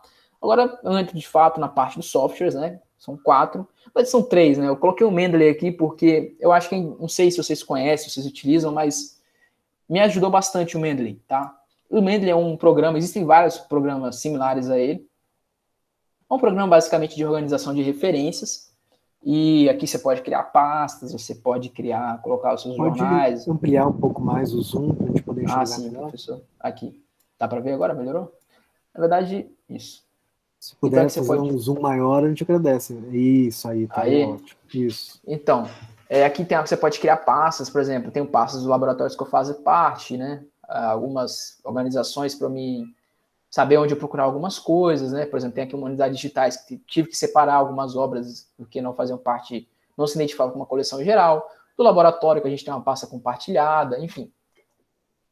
A gente pode se organizar aqui, você pode compartilhar arquivos com outras pessoas, né? Como eu disse, criar uma pasta. Você pode, isso aqui é o mais interessante, você pode, ele importa, né? Na grande maioria das vezes, ele importa as palavras-chave e os autores, mas você pode criar suas próprias tags dos documentos, dos arquivos de leitura. Então, por exemplo, caso eu queira fazer uma análise sobre abdicação, eu clico aqui e vai aparecer todos os documentos, todas as obras que eu selecionei, que eu coloquei na tag, né, abdicação. Isso aqui me ajuda bastante a me organizar na hora da pesquisa, já que com o decorrer do tempo, né, a gente vai aumentando a nossa coleção de leitura, eu particularmente fico meio perdido. Então isso aqui tem me ajudado bastante. Aqui é onde estão mesmo, né, diminuir um pouquinho agora, os documentos, né, aqui tem algumas informações, ele abre esses documentos e você pode fazer também, que é uma parte muito interessante, um fichamento, criar notas. Olha só, quando eu abrir algum documento, isso aqui fica preenchido, tá? E você pode criar notas, facilitando inclusive o fichamento. Ele faz tudo isso, ele sincroniza tudo online, então qualquer computador que você tiver, você vai ter acesso a isso, tá? Inclusive a seus fichamentos. E talvez o mais interessante é que ele insere as citações no Word, no formato bastante similar ao padrão ABNT. Não é totalmente, é bastante similar. E isso ajuda muito lá na hora de você organizar suas referências bibliográficas, tá bom? Então, assim, eu lembrei quando eu estava fazendo a seleção dos documentos, eu lembrei do Mendeley, que tem sido muito útil para mim e talvez possa interessar alguém também. Mas não é um documento da minha pesquisa de fato, né? O software da minha pesquisa. Os softwares da minha pesquisa são 3, né? Como eu tinha dito. É o Iramutec, que é esse daqui, olha só, deixa eu mostrar para vocês. Opa. Esse aqui é o Iramutec, é um software desenvolvido na França, tá bom? Vocês vão ver que tem aqui até... Oh, toda hora dá um zoom errado. Tem até uma linguagem aqui, um pouco francês, o Prado da Zoom ali. Ele é desenvolvido na França, ele é o sucessor espiritual, que a gente chama, né? Do Alceste. O que é o Alceste? Foi um software e uma estatística feita pelo linguista estatístico Max Heiner, que era aluno do Ben Zekri. Então, ele criou ali um método estatístico e depois um software a partir disso para fazer análise de texto, como eu vou mostrar daqui a pouquinho. E, atualmente, nos últimos 15 anos, foi desenvolvido o Iramutec, que eles pegaram o Alceste, que é uma análise estatística de textos, e uniram a outras 3 categorias, tá? E aí criou esse programa aqui. Ele é gratuito, ele usa como base de linguagem a linguagem R, que é uma linguagem muito utilizada em estatísticas acadêmicas, na ciência. A forma de inserção dos documentos é um pouquinho chata, mas nada demais, vocês conseguem material fácil, explicando como é que faz a internet. Inclusive, tem uma apostila em português, desenvolvida por uma Universidade do Sul. Não só apostila, como um dicionário também em português, que, enfim, salvou minha vida, na verdade, e torna possível a utilização desse software em documentos em português. E ele tem sido utilizado de forma bastante... tem um Python também aqui, né? Perdão. Ele importa algumas bibliotecas do Python. E ele tem sido, assim, o grande carro-chefe da minha pesquisa, tá bom? Vamos lá, ele faz 4 análises, como eu tinha dito. A primeira é a nuvem de palavras, né, que é bastante conhecida. Basicamente, ele pega as palavras e cria uma nuvem a partir da ocorrência delas. Então, não vou acabar não mostrando ela aqui. A segunda, que é essa daqui, que a gente chama de análise de similitude. Bem, quando você insere esse documento no Alceste, no Iramutec, perdão, ele vai, primeira coisa, quebrar esse documento em segmentos de texto, que é o que a gente chama. Ele vai pegar lá um documento, não sei, de 1000 frases e vai quebrar em 2 frases, por exemplo. A gente insere, na verdade, o tamanho que a gente vai querer que ele quebre esse documento. Eu coloco o padrão, que é 40, porque foi o que é o mais indicado, né? Como eu não tenho um conhecimento muito profundo da estatística dele, eu mantenho o padrão, que é 40. Então, o que ele faz? Se eu coloco um documento de 1000 palavras, ele vai quebrar em vários documentos, em vários segmentos de texto, que ele chama de 40 palavras. obedecendo, obviamente, a pontuação, tá? Então, por exemplo, se tem um ponto final, ele para ali, ele não vai seguir. Então, ele pega esse documento e faz, essa primeira ferramenta é a análise de similitude. Ele vai tentar entender qual a proximidade, qual a correlação entre as palavras no documento, tá? E ele vai criar esse gráfico aqui pra gente. Tem várias formas de representação, né? Essa aqui é que eu estou utilizando. E nesse grafo, essa é uma análise basicamente quantitativa, tá bom? Não tem nada de qualitativo aqui. Ele vai criar, além da proximidade das palavras, ele vai criar, veja, deixa eu dar um zoom aqui maior para vocês conseguirem ver, caminhos, né? Enfim, a gente gosta de falar, o meu grupo gosta de falar que isso aqui é um coração, né? E são as veias, os caminhos entre os órgãos do documento. Aqui a gente teria uma percepção dos caminhos do discurso ou da linguagem desse documento, tá? Então ele vê, por exemplo, ele percebe que lá no documento existe uma correlação muito forte entre geral e nação. E ele cria esse caminho. E que essas duas palavras estão muito ligadas a só. Assim como essas duas palavras, outras palavras, que são essas aqui, que fazem parte de um mesmo grupo, também estão ligadas a só. E aí ele cria, então, esses grupinhos aqui. E a partir desses grupinhos, eu posso fazer uma análise para entender o porquê que existe essa relação entre as palavras. Vou dar um exemplo mais claro. Veja, lembra que eu falei para vocês que os jornais utilizavam a América como exemplo de independência? Olha só esse grupinho aqui, ó. Independência ligado com a América. E ligado com a Espanha. Por que a Espanha está ligada à América? Porque ele está falando da independência da América espanhola. Beleza? Por isso que o software identificou esse caminho. E a América está ligada à Europa. Por quê? A América está ficando independente da Europa. Ou até mesmo, ele percebe que América e Europa são duas espacialidades em conflito, opostas no documento. E aí ele liga. E veja, se a gente olhar com bem calma aqui, a Europa está ligada à política, povos e Brasil. Então, a partir disso, eu posso criar até mesmo uma linha de análise aqui, tentando entender o porquê que o software deu essa interpretação aqui. Isso aqui não é, de forma alguma, o resultado da pesquisa, importante destacar. Isso aqui é apenas um guia, uma ferramenta para você partir daqui para criar, para tentar entender o que o jornal está falando. Eu não vou simplesmente utilizar isso aqui, eu tenho que mostrar linguisticamente como isso aqui está acontecendo. Dá outro exemplo, veja. Despotismo, senhor, rei e liberdade. Estão todos no mesmo grupo. Porque liberdade e despotismo são palavras antitéticas, são conceitos opostos. Da mesma forma, acontecia uma discussão sobre o despotismo e o rei, que os reis eram déspotas, enfim. Aqui a gente entra em alguns pontos, algumas possibilidades de análise. Pátria e glória, porque estão falando muitas vezes da glória da pátria. E aí, enfim, tem várias aqui que a gente pode seria guiando, mas que espero que tenha ficado claro. Mas veja, o principal aqui. Qual é a palavra central que o software nos dá no documento? Brasil. Se todos esses grupos eles dizem respeito a um discurso, a algum caminho de conceito, todos eles estão ligados, veja aqui no caminho, todos eles vão chegar à mesma palavra, que é a palavra Brasil. Isso mostra como a palavra Brasil é importante para o revérbero, como o Brasil é geral a todos os pontos do discurso do revérbero. Então esse seria o primeiro ponto que o Iramutec faz, tá? Existe um desenvolvimento dessa pesquisa. Eu posso fazer geral, como eu posso também fazer único. Como assim? Eu posso selecionar uma palavra e tentar entender quais seriam as palavras que se relacionam com ela. Da mesma forma, né? Seria uma análise de similitude. Então, vejam, selecionei algumas palavras também do revérbero. Como eu estou pesquisando no processo de independência, uma preocupação muito interessante, muito importante para mim, é tentar entender se a palavra independência aparece nos jornais, né?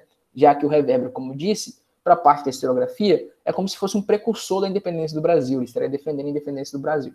Então, a primeira coisa que eu fiz é puxei o conceito, a palavra, perdão, independência, para entender quais as palavras se relacionam com ela. E aqui muitas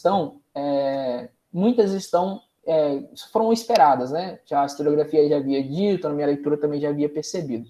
Então, tem aqui cortes, Espanha, província, Brasil, Portugal, Estado, América Espanhola, mais uma vez, veja, América Espanhola, e liberdade. É interessante ver que a liberdade, quando eu vou fazer isso com outros jornais, a liberdade, ela sempre aparece como o principal conceito político. Eles sempre estão falando da liberdade política, liberdade de voto, liberdade de imprensa, liberdade de propriedade, liberdade de religião. Então, esse é um conceito muito caro aos historiadores da independência. E eu vi que ela aqui está ligada à independência. Então, fui lá e fiz uma análise da palavra liberdade. E muitas palavras também já eram esperadas. Veja, Constituição, Brasil, grande, né, que seria aqui, às vezes está falando de Pedro, Dom Pedro, que defendeu a liberdade, Pedro Grande, enfim. Constitucional, pátria, povo, imprensa, política, despotismo. Todas as palavras aqui também já eram esperadas. Por mais que isso aqui me ajude a entender o conceito, já era esperado, tá? Porém, existe uma novidade nessa palavra aqui. A palavra amor. Eu não conheço alguma obra sobre o processo de independência que aponte a palavra amor como cara a esses jornalistas da independência. E por incrível que pareça, a palavra amor dos jornais, dos 9 que eu analiso, já concluí a análise de uns 5. Eu já me liguei que em 3 deles a palavra amor é muito cara. E isso me destacou uma curiosidade. Então eu fui entender por que essa palavra amor está aparecendo aqui. Então logo eu também fiz uma análise da palavra amor. E aqui chega para mim, que é o ponto alto da vantagem de realizar esses softwares como mineração de texto. Por quê? Eles são capazes de nos trazer coisas novas, né? Ou pelo menos alertar alguns pontos que eu, pelo menos, né, e também parte da historiografia de independência, não tinha percebido ainda. Pelo menos eu não conheço uma obra que tenha apontado o amor como um conceito para esse período. Porque, veja, a gente está muito, quando a gente vai ler os jornais de independência, a gente está muito influenciado por questões políticas, sobre liberalismo, constitucionalismo, nação, pátria, independência, despotismo, qual grupo político, se é príncipe, se é imperador, enfim. A gente acaba fazendo uma leitura, muitas vezes, que vai se guiando por esses conceitos. Porém, o software ele trouxe uma novidade para mim, que foi justamente o aparecimento da palavra amor. E aí eu me perguntei, então, né, por que está aqui? E aí logo eu trago essa ideia do conceito de amor. E isso me chamou a atenção que, nesses documentos, de forma paralela aos conceitos políticos, existe uma sentimentalização muito forte. Eles falam de amor, eles falam de injustiça, eles falam de pai, eles falam de filho, eles falam de irmão, eles falam de sangue. Então, junto com esses conceitos políticos, existem palavras com teor sentimental, com palavras com teor emocional muito forte. E principalmente... Oi, perdão, professor. Não, eu ia dizer o seguinte, só para a gente conseguir fechar dentro da nossa expectativa de horário aí, de repente, mais uns 20 minutos aí para tu tentar concluir, tá? Show, professor, beleza. Poder ter depois um tempo ainda de fazer algumas perguntas, trocar algumas ideias. Perfeito, professor, perfeito. Então, veja, eu caí nessa palavra amor, e aí eu começo a analisar, né, a partir do software e das leituras, como seria esse amor. Então, a gente pode ver que esse amor aqui, ele é mais que uma palavra, ele também se torna um conceito, porque ele é um amor cívico, o amor à pátria, amor à nação, ele é um amor ao príncipe, ele é um amor político à liberdade, e tem a palavra despotismo aqui, porque ela é antitética também, né? É um amor à causa brasileira, como também aparece, né, uma expansão dessa análise aqui, o amor ao pai, o amor ao filho. Então se torna aqui um conceito, não mais apenas uma palavra, é um conceito porque ela é um amor cívico, como também um amor familiar, como é um amor ao príncipe. E aí a gente começa a discutir a partir disso como essa palavra teria uma importância nesse discurso político e nessa linguagem. Porque nesse momento, no ponto que eu estou na minha pesquisa agora, eu começo a tratar como uma hipótese, né, desenvolvida já no final da pesquisa, mas enfim, como uma hipótese do que, enquanto a liberdade, né, como eu tinha dito para vocês, a liberdade é um conceito importante, um conceito político, um conceito ali fundamental para esses homens, o amor ele se torna um conceito de ação, ele se torna um conceito que demanda algumas atitudes dos brasileiros, daqueles que amam a pátria, daqueles que amam a causa da liberdade, daqueles que amam o príncipe. E aí eu começo a trabalhar, então, com esses conceitos aí, como talvez elementos da linguagem política desses periódicos, tá bom? Então, assim, esse seria um destaque de uma importância da utilização desses softwares, né? Trazer coisas novas que a gente não esperava, tá? Aqui trouxe outros dois conceitos, que seria a pátria, e novamente amor aparece aqui, e aí talvez, e aqui a nação também, né? Tem uma coisa, e aqui, como eu tinha dito, seria uma outra possibilidade desse software. Eu posso pegar esse mesmo grafo e formar ele para outros periódicos e a partir disso comparar, tá? Será que o grafo da palavra nação do Revérbero é igual de um periódico rival como o Semanário Cívico? De certo, não.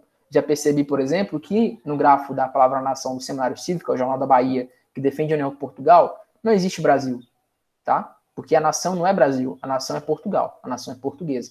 Enquanto no Revérbero, antes de 1821, se eu criar o grafo só para os jornais antes de 1821, essa religação com o Brasil também é muito fraca. Por quê? Para ele, o Brasil, a nação, ainda é a nação portuguesa.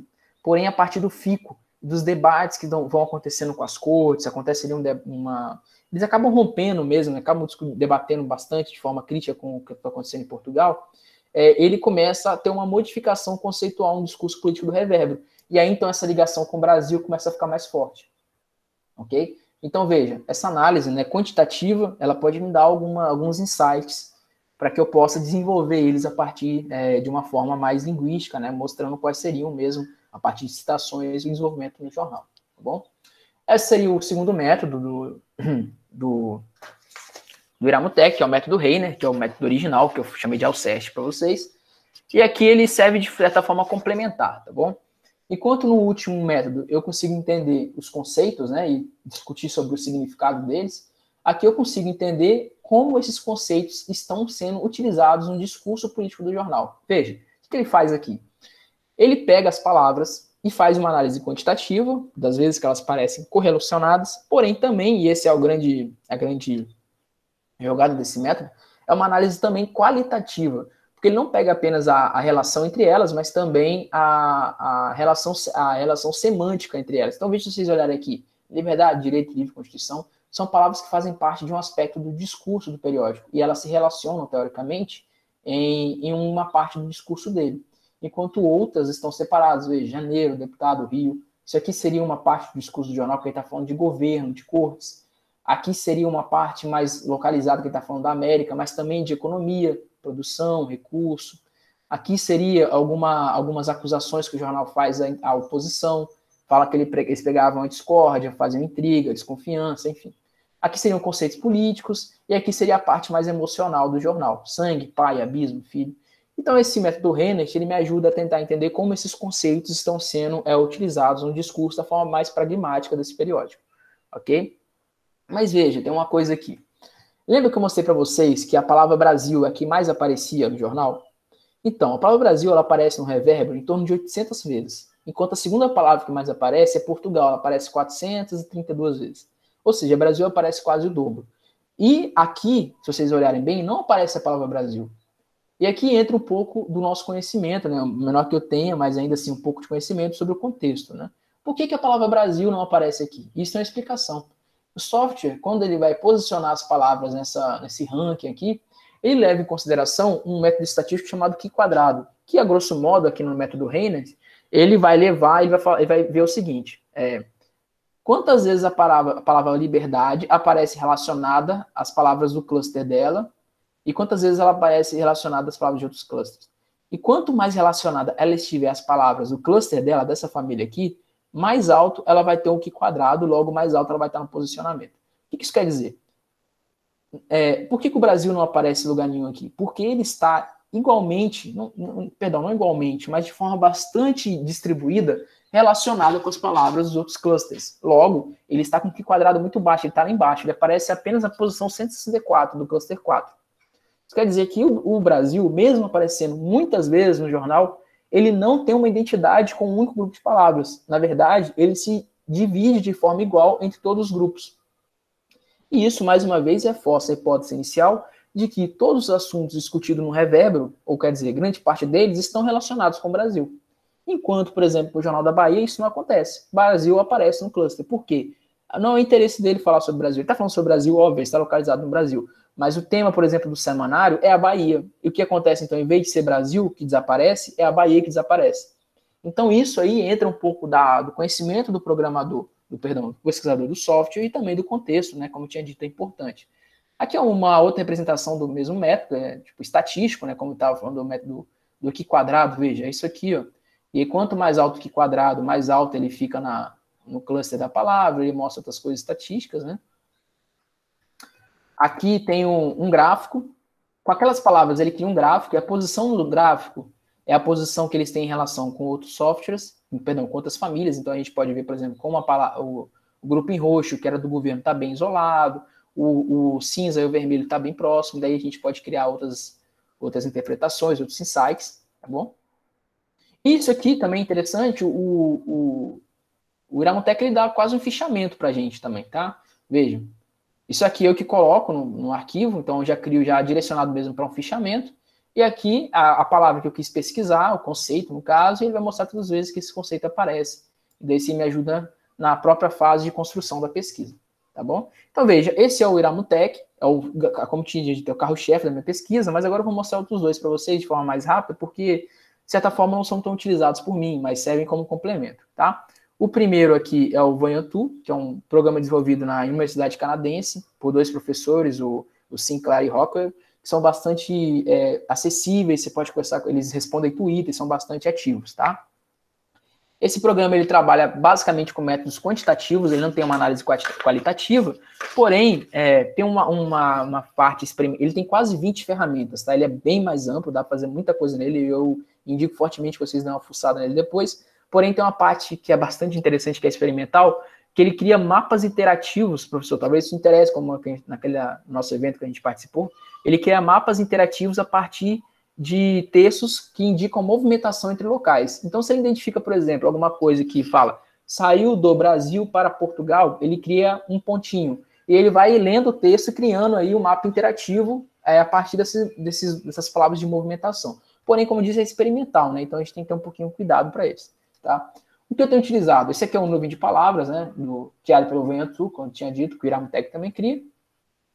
Aqui está o que eu tenho utilizado mesmo na minha pesquisa, que é esse gráfico de ocorrência de palavras. É uma análise quantitativa, né? Eu separei para vocês aqui a ocorrência de palavra da palavra América. Lembra que eu tinha dito que no final de 1822, a palavra América começa a ser discutida de forma mais constante, porque começa a ser uma forma de legitimizar a independência do Brasil? É só a gente ver aqui, ó, como a ocorrência da palavra América, ela começa a acontecer principalmente a partir do número 32 do revérbero. Por quê? É nesse momento que está se discutindo sobre a independência do Brasil. E olha, no número 44 para frente, como estoura. Por quê? Esses 4 números finais são escritos após o 7 de setembro, que é quando acontece a nossa independência. Então aqui seria um indício do aumento de ocorrência das palavras, tá bom? O mesmo foi feito aqui, por exemplo, com a palavra Brasil. Veja como é mais equitativo, né? Mesmo que tenha alguns momentos que tem uma queda, outros tem um pico, mas ainda assim acontece de forma mais equitativa. E além disso, também me permite pesquisar várias palavras ao mesmo tempo, se eu quiser ver alguma variação entre as palavras, né? Caso eu queira tirar uma hipótese daqui. Aqui são as palavras Constituição, Liberdade e, se não me engano, liberalismo, uma coisa assim, tá? Então aí isso me permite. Mas o Voyantu é muito grande, ele tem mais de 20 ferramentas e aí cabe a vocês dar uma olhada, que com certeza vai ter alguma coisa que vai se adaptar à pesquisa que vocês estão fazendo, tá? E esse último programa, que é o GEF, é um programa que, inicialmente, eu pensei que eu fosse utilizar ele muito na minha pesquisa, mas acabou que ele deixou de servir a um propósito, então vai ser mais para pesquisas futuras. Ele é um programa também gratuito, todos esses 3 são gratuitos, tá bom? E ele é utilizado para análise de redes sociais e também para vetorização, tá? Ele permite banco de dados de Excel, você pode incluir o banco de dados Excel.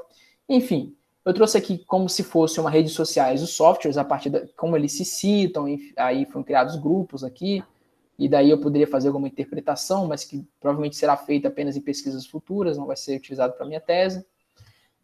Aqui tem uma mesma análise bastante parecida, porém do local de publicação e circulação, quer dizer, onde o jornal era publicado, onde ele era vendido, e aí eu crio também uma rede social aqui, que pode me dar alguns insights, por exemplo, para tentar entender se jornais de posições políticas diferentes circulavam nos mesmos locais, ou se não, se existia uma seleção de posição política por local. Isso aqui também tem em projeto de construção, ainda não foi finalizado, esse banco de dados, tá bom? Mas é uma outra possibilidade, que é o que o GEF dá para a gente da análise de redes sociais. A mesma coisa aqui, ó, para quem trabalha com prosopografia. Se você criar um banco de dados com questões prosopográficas, você pode colocar no GEF e pedir para eles criar grupos. Por exemplo, aqui eu coloquei o personagem e os movimentos que ele teriam feito parte. Então, veja, esse grupo aqui todo fez parte de movimentos em Portugal, Conspiração de Gomes Freire, Academia Real de Ciências de Lisboa e Batalhão Acadêmico. E, curiosamente, ou não, todos os jornalistas que fizeram parte de movimento em Portugal são jornalistas que escreveram no Rio de Janeiro. Da mesma forma que todos os jornalistas que fizeram parte das guerras americanas são jornalistas que escreveram jornais no Uruguai. Ou que todos os jornalistas que fizeram parte da Revolução Pernambucana de 1817 eram jornalistas do Pernambuco. Então, assim, isso aqui é uma base de dados bastante pequena, mas quando ela vai crescendo muito, talvez torne muito difícil você fazer as correlações. E aí o GEF pode te ajudar nesse ponto para te dar alguns insights. E por fim, eu não poderia deixar de dizer as possibilidades que o GEF abre também para pesquisas sobre história do tempo presente ou pesquisa que trate da abordagem de assuntos históricos na atualidade. Porque ele permite que a gente importe tweets do Twitter. E ele mesmo cria esses grupos. Então, veja, isso aqui foi eu tenho meio que um hobby de ficar analisando alguns acontecimentos políticos através do GEF. Então, veja, isso aqui é uma importação desses tweets, dessa rede social, sobre o julgamento que teve no STF, sobre a permissão ou não dos governadores de fecharem as igrejas. Então, aqui a gente tem os grupos, né? O GEF mesmo cria, ele importa, e eu coloco alguns pontos estatísticos, ele cria esses grupos. Aí veja, uma coisa básica aqui. Aqui seria o grupo a favor do fechamento das igrejas. E aqui seria o grupo contrário ao fechamento das igrejas. E aqui o número, o arroba maior, quer dizer das pessoas que foram mais retuitadas. Então a gente vê aqui grupos de influência, Bob Jefferson, Roberto Jefferson, Rodrigo Constantino, a deputada Raquel. Enquanto do outro lado tem aqui Renato Azevedo, Kennedy Alencar, que são jornalistas. E veja esse local aqui do meio, por que está assim? Porque indica a polarização do debate. Isso aqui indica que tem pouca relação entre esses debates. Outro ponto que poderia ter sido analisado também, que pode ser analisado a partir da história do tempo presente, são os discursos, porque o GEF também permite que a gente importe os links mais compartilhados. Então, esse aqui, por exemplo, foi a imagem, um link mais compartilhado pelas redes bolsonaristas a partir dos protestos de 14 de junho. E isso daqui me dá um pouco da visão do discurso que estava sendo veiculado naquele protesto a partir dos tweets. Vejam, o agro não parou e veio lutar por aqueles que pararam, todos juntos pelo direito de produzir. Sinop região apoia o Bolsonaro, enfim. E a partir daí a gente pode, né, tinha outras imagens, por exemplo, de um churrasco e tal. A gente pode começar a entender melhor como se dá essa análise das redes, né, sociais mesmo, na internet, a partir do Twitter. O que eu tenho feito como pesquisador de História da Independência é preparar algo para tentar entender como no Twitter vai aparecer o processo de independência do Brasil. Mas isso aí é coisa para o futuro, né? De fato, para finalizar agora, falando que, bem, por ler bastante sobre humanidades digitais, eu fiquei me sentindo impelido em fazer uma divulgação mais, vou dizer mais popular, né, mais aberta da pesquisa, principalmente dessas fontes. Então, numa parte final da pesquisa, eu vou pegar esses jornais em PDF, com a permissão das instituições de guarda, né, que eu consegui pegar elas, disponibilizar eles em um portal, onde eles vão estar separados por estados, e cada jornal vai ter o seu banco de dados, né, como eu mostrei para vocês, disponível para os pesquisadores ou para os interessados. Por isso estou fazendo uma migração desse banco de dados do Excel para o Microsoft Access, para tornar mais fácil de pesquisar. E ali, quem for, por exemplo, pesquisar sobre algum jornal, já vai ter algumas informações para ter um ponto de partida. E além disso, também, né, vai ter um local secundário de depósito, né, caso novamente a Biblioteca Nacional venha novamente ser interrompida, tem um novo local ali que as pessoas possam consultar esses periódicos. Então, enfim, essa é a pesquisa, isso é como eu tenho utilizado o software, e aí é o futuro, assim, né, o que eu tenho visto que eu posso realizar depois da tese de doutorado, e as possibilidades que eu tenho visto abertas a partir da utilização dos programas como ferramentas, né, de ajuda para entender esses jornais. Beleza? Fantástico, Arthur. Obrigado. Uma aula incrível, muito bacana mesmo, né, para a gente realmente ampliar aí as nossas compreensões e listas de softwares possíveis de utilizar, né? Lógico que a maior parte dos softwares que tu apresentou são softwares vinculados, né, a uma área de, enfim, de análise de linguagens, são softwares bastante estatísticos, né? Que, lógico, tu te vale bastante aí de um quantitativismo, né, para poder trabalhar, embora alguns desses softwares, como tu mesmo mostrou, possibilitem, né, algum tipo de inclusão de caráter qualitativo, né? Então achei muito bacana. Gostei pra caramba das tuas explicações, desse teu software, achei muito instigante a tua apresentação. Eu tenho algumas questões, mas muito simples, muito iniciais. Eu queria primeiro abrir para o público, que eu acredito que deve ter várias pessoas querendo fazer perguntas. Então eu vou primeiro abrir aí para o pessoal que tiver alguma pergunta. Fica à vontade. Beatriz, pode começar.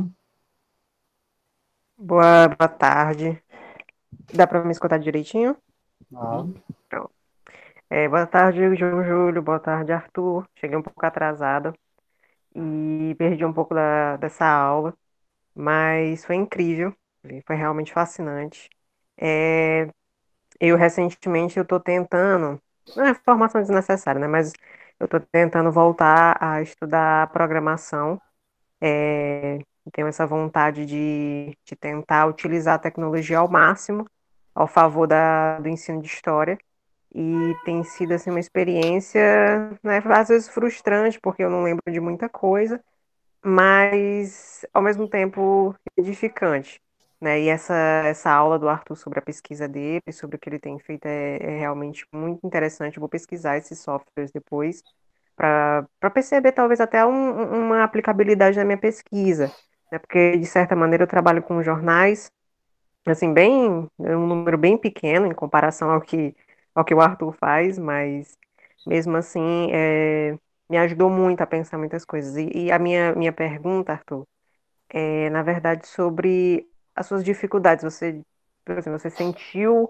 Eu sei que você falou, né? Talvez eu tenha perdido essa parte, mas você sentiu muita dificuldade, na questão dos softwares? Você sentiu, dificuldade, talvez, em questões de programação? Como é que foi para você, entendeu? Esse processo? E obrigado novamente. Você responde uma vez, professor? Você tem que... Sim, sim, fica à vontade, vai lá. Então, Beatriz, veja, dificuldades. A principal dificuldade para mim foi que eu teve que digitar os jornais. Isso aí foi um caos. Eu tive que despender, além de um dinheiro, né? A bolsa de doutorado é muito curta, mas teve que despender o dinheiro para contratar digitadores, e foi um trabalho bem cansativo, que eu tinha que ficar corrigindo, preparando para o programa, enfim. A principal dificuldade foi essa. Agora a questão do software, Beatriz, você não precisa saber de programação, porque eles já estão prontos. Os documentos, talvez o GEF seja o que mais traga problemas, mas os outros três, né?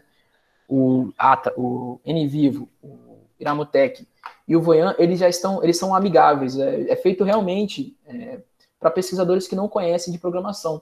E além disso, também tem muito material na internet. É bastante simples. Qualquer coisa, dúvida que você tiver, você pode procurar na internet, que vai ter alguém falando alguma coisa. Isso também pode me contactar também, que eu posso te ajudar. Tá? Agora, sobre a programação, né? A programação ela me ajuda, por mais que ainda seja muito aprendiz, ela me ajuda a tentar resolver alguns problemas que eu teria que fazer manualmente, como por exemplo, fazer limpeza de dados dos documentos. Isso aí a programação resolve, não precisa sair fazendo manualmente. Separar a tabela, também a programação resolve. Então, assim, é isso que tem me ajudado, né? O que eu tenho estudado não é para fazer essas análises quantitativas, para isso eu uso softwares mesmo, mas sim para fazer esses tratamentos dos dados. Tá? Mas, Beatriz, eu te digo fortemente, não é se você trabalha com jornal, seria uma ótima experiência, nem que seja para ter insights, tá? E é bastante amigável, você não teria dificuldades por causa de programação. Arthur, eu tenho uma pergunta para ti, na verdade mais uma curiosidade. São softwares que, lógico, tu já avançou e já disse que são softwares gratuitos, né? Tu consegue fazer o download deles. Então a minha pergunta é, tu trabalha com eles sempre de maneira online? Eles trabalham de maneira offline? Eles fazem tu alimenta esses softwares a partir, lógico, esses teus arquivos que tu tem tanto em .doc quanto .txt, né? Mas esses arquivos eles são incluídos dentro do software ou tu faz apenas uma referência a esses arquivos que estão guardados num outro lugar, entende? Ele faz um link de referência com um atalho para chegar a esse documento, ou tu tem que realmente copiar e colar dentro do software. E aí a minha pergunta é porque, lógico, tu está trabalhando com um volume de 8, 12 mil folhas, né? Isso gera arquivos de que tamanho? Qual que é o tamanho que os arquivos que esses softwares geram e como lidar com isso, né? Então, é só um pouco de curiosidade nesse aspecto, né? Uhum.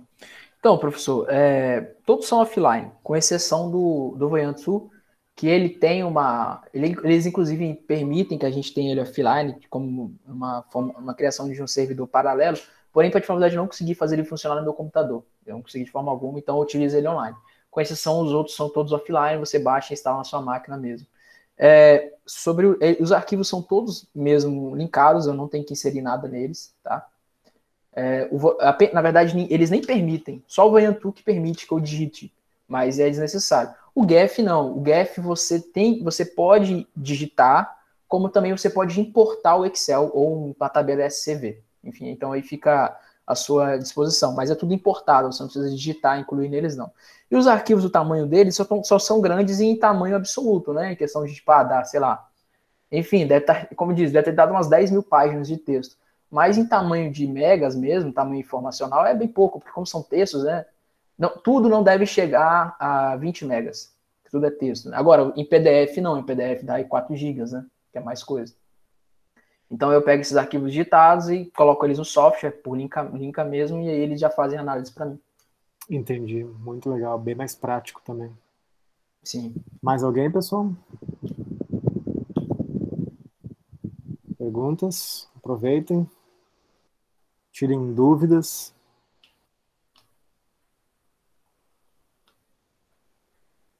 Pode ser dúvidas banais, dúvidas simples, pessoal, se vocês tiverem. Eu tenho mais uma pergunta. Esses softwares são... desculpa, Perdão. Beatriz.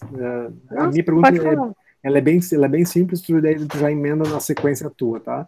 A minha pergunta é só qual é a língua que tem esses softwares? Eles são todos em inglês ou tem em outros idiomas também? Só para a gente saber da acessibilidade, né? Enfim. Pode fazer a tua pergunta, Beatriz. Não, na verdade é sobre quando ele fala que vai disponibilizar, né, esse banco de dados depois. E eu pensei assim, você quer fazer de repente algo, novamente, né, programação, você quer fazer algo voltado assim para um site, montar assim, um site, disponibilizar esse acervo, como é que tá esse planejamento ou não? Vocês não têm essa vontade de fazer um site? Sim. Então, professor, no caso, o único que precisaria mesmo de linguagem aqui, né, que seria o NVivo, o Iramutec e o GEF, né, porque o Voyan, porque o GEF ele trabalha a partir do que você insere, né, ele não faz análise de texto. Eles estão em português, a interface de todos eles está em português, tá? Porém, o Voyan 2, ele não tem um dicionário em português, o dicionário é só em inglês. Então, como eu disse, ele é experimental. Eu uso ele de forma complementar, só quantitativa. Eu não confio nas análises qualitativas porque ele não tem um dicionário em português. Mas, por exemplo, questão de ocorrência, né? Como é só uma palavra exata, ele já analisa. Agora, por exemplo, o NVivo, o Iramutec e o Atlas, eles fazem, inclusive, lematização. Eles, por exemplo, eles podem analisar sinônimos, antônimos, então eles têm essa facilidade. E, se não me engano, o dicionário do Iramutec, temos que destacar, ele foi criado pela Universidade de Santa Maria, se não me engano, tá? Tenho quase certeza. Então, assim, foi muito útil para todos nós. E eles mantêm constante atualização, o que ajuda muito o nosso trabalho. E aí, sobre o portal, Beatriz, quando eu acabar a editação da tese, que eu tenho que defender, né, aliás, quando eu acabar de escrever a tese, eu vou, isso provavelmente ano que vem, no decorrer do ano que vem, né? Eu vou criar um site, é um site mesmo, tá? Eu vou criar um site e aí nesse site vai ter penso, né, como um rascunho na cabeça, vai ter um mapa do Brasil, claro, vai ter algumas abas para trabalho, se quiser colaborar com algum ponto, inclusive mostrar algumas pesquisas que utilizaram os jornais, tanto de cunho acadêmico quanto questões escolares mesmo, sei lá, fazer uma análise da independência do Brasil para ser utilizado em escola. Pense em fazer um portal assim com esse material, como com os jornais inicialmente em PDF, com o banco de dados que eu criei de correspondentes, autores e citações disponível, e futuramente, isso eu tenho que pensar como eu vou fazer, também incluir os jornais em formato texto. Por que futuramente? Porque, por mais que eu tenha corrigido, eu ainda tenho que ter mais calma nessa correção para disponibilizar eles, porque eu tive que fazer algumas adaptações para o que o software me pede. Então, eu tenho que, quando eu for publicar eles, seja em formato de livro ou no portal, eu tenho que novamente voltar a corrigi-los para preparar em forma de digitação para outros pesquisadores. Mas sim, vai ser um site mesmo, tá, Beatriz? Com os jornais ali, talvez, do primeiro reinado inteiro. Ótimo. Agora a Shaina está com a mão levantada, depois o Pablo. Gostaria de fazer uma pergunta relacionada a esse último software que você mostrou, que eu gostaria de saber como funciona a interface mesmo, né? É só quando falou das questões dos tweets, né? Eu achei bem interessante, eu acho que me interessaria usar essa parte. Você coloca alguma palavra-chave e aí ele busca os tweets e mostra, assim, mostrou os campos, né? As pessoas que eram a favor, as pessoas que eram contra. Dá para expandir um pouco mais ou só mostra realmente ali os arrobas e essas coisas? Então, Shine, realmente o GEF ele tem uma curva de aprendizagem, vamos colocar assim. Você consegue rapidamente aprender o básico do GEF, tá? Tipo, não dá muito trabalho. Porém, quando você vai se aprofundando mais nele, e aí você vai vendo que ele tem outras funcionalidades, como essa do Twitter, e enfim, o GEF ele é quase infinito a utilização. O pessoal de ciências exatas usa ele para vetorização, para questões de arquitetura, de engenharia, no caso, né, eu uso para questões de ciências humanas. E um ponto de acordo de aprendizagem, que é um pouco maior dele, é a questão do Twitter. Não é muito difícil, na verdade. Porém, você tem que pesquisar um pouquinho, porque você vai, para criar aquela questão do Twitter, a gente tem que importar um plugin especial, e aí você tem que criar uma conta lá no Twitter como desenvolvedor, tô falando grosso modo, tá? Mas você encontra isso tudo fácil na internet, eles explicando também, não é nenhum bicho de 7 cabeças. E aí, a partir dessa conta e do plugin, você pode colocar ali que ele importe tweets específicos com uma palavra, com uma hashtag, ou que ele fique acompanhando uma conta, importando todos os tweets e retweets daquela conta. Então, assim, ele é bem amplo, dá para você fazer bastante coisa. E eu indicar, talvez, tem uma indicação que é tem um laboratório aqui na UF chamado Labic, vou colocar o nome aqui, vocês podem procurar na internet, que eles fazem análise, só que há uma base de dados muito maior dos tweets em alguns acontecimentos econômicos. Então, assim, muito que eu entendi, que eu tenho usado, que eu aprendi, foi através do Labic, que é aqui da UF, das Ciências Sociais e da Publicidade, tá? Então, assim, se quiser aprender, eu também tenho um portal, China, mas eu não explico, que eu coloco de vez em quando essas brincadeiras aí, que tá bem parado ultimamente, mas eu explico por alto como fazer também. Mas qualquer coisa você pode entrar em contato comigo, por e-mail, colocar meu e-mail aqui, eu posso te ensinar melhor como é que faz isso, tá bom? Mas aí é um campo de estudos aí que fica aberto pra gente, que a gente pode fazer isso com acontecimentos políticos, com acontecimentos históricos, né, como eu disse. Não sei se vai ser nesse ano que vem, mas eu vou tentar entender quais são os discursos atuais sobre o processo de independência do Brasil quando chegar no 7 de setembro. Então isso abre uma série de perspectivas para a gente. Fantástico, muito legal. Seu Damasceno, diga. A minha pergunta ela acabou parcialmente sendo respondida, porque ela se assemelha com a pergunta da China, que era justamente para saber se existe nas redes, né, algum tutorial, talvez no YouTube, ou algum fórum de usuários desses softwares que troquem informações que eles possam ajudar uns aos outros a aprender, porque eu particularmente sou completamente leigo com questão de tecnologia, então eu ia ser uma batata para começar a aprender, mas muito me interessa. Então eu queria saber se teria algum portal, algum fórum sobre isso, ou até mesmo tutoriais pela internet sobre. Sim, então, eu coloquei alguns aqui, deixa eu ver. O Atlas TI e o NVivo são softwares pagos, tá, gente? Então, assim, eles vêm com tutorial já incluído porque são softwares pagos. Claro que eu não sei como é que vocês são aí, mas tem a pirataria que sempre acontece também, que vocês vão conseguir. E, aliás, também não precisa nem de ser pirata, né? Vocês têm como estudantes, a gente tem direito de ter um trial de 14 dias, então vocês podem fuçar lá. Os outros, o Ventu, ele é bem interativo, não tem segredo, vocês vão ver lá, vocês vão entender tudo, não tem problema. Agora, o Iramutec e o GEF, eles têm um fórum bastante ativo. O Iramutec, eles têm um site onde você baixa o programa, é um fórum que tem de tudo, tem muito tutorial em português, porque é muito utilizado aqui no Brasil para pesquisadores da área de enfermagem e das ciências sociais para análise de entrevista, tá? É um software que, na verdade, é feito principalmente para isso. Eu que sou um cara peguei e tô meio que adaptando aí, tá? Então, assim, tem de tudo, e também é muito, quando você entende como formata o arquivo e como é que funciona lá as análises, também você derrapa. Agora, o GEF, que como eu disse, tem uma curva de aprendizagem um pouco maior, também tem bastante tutorial, tá, Pablo, perdão. E tem o site que tem lá os tutoriais, tem um fórum, né?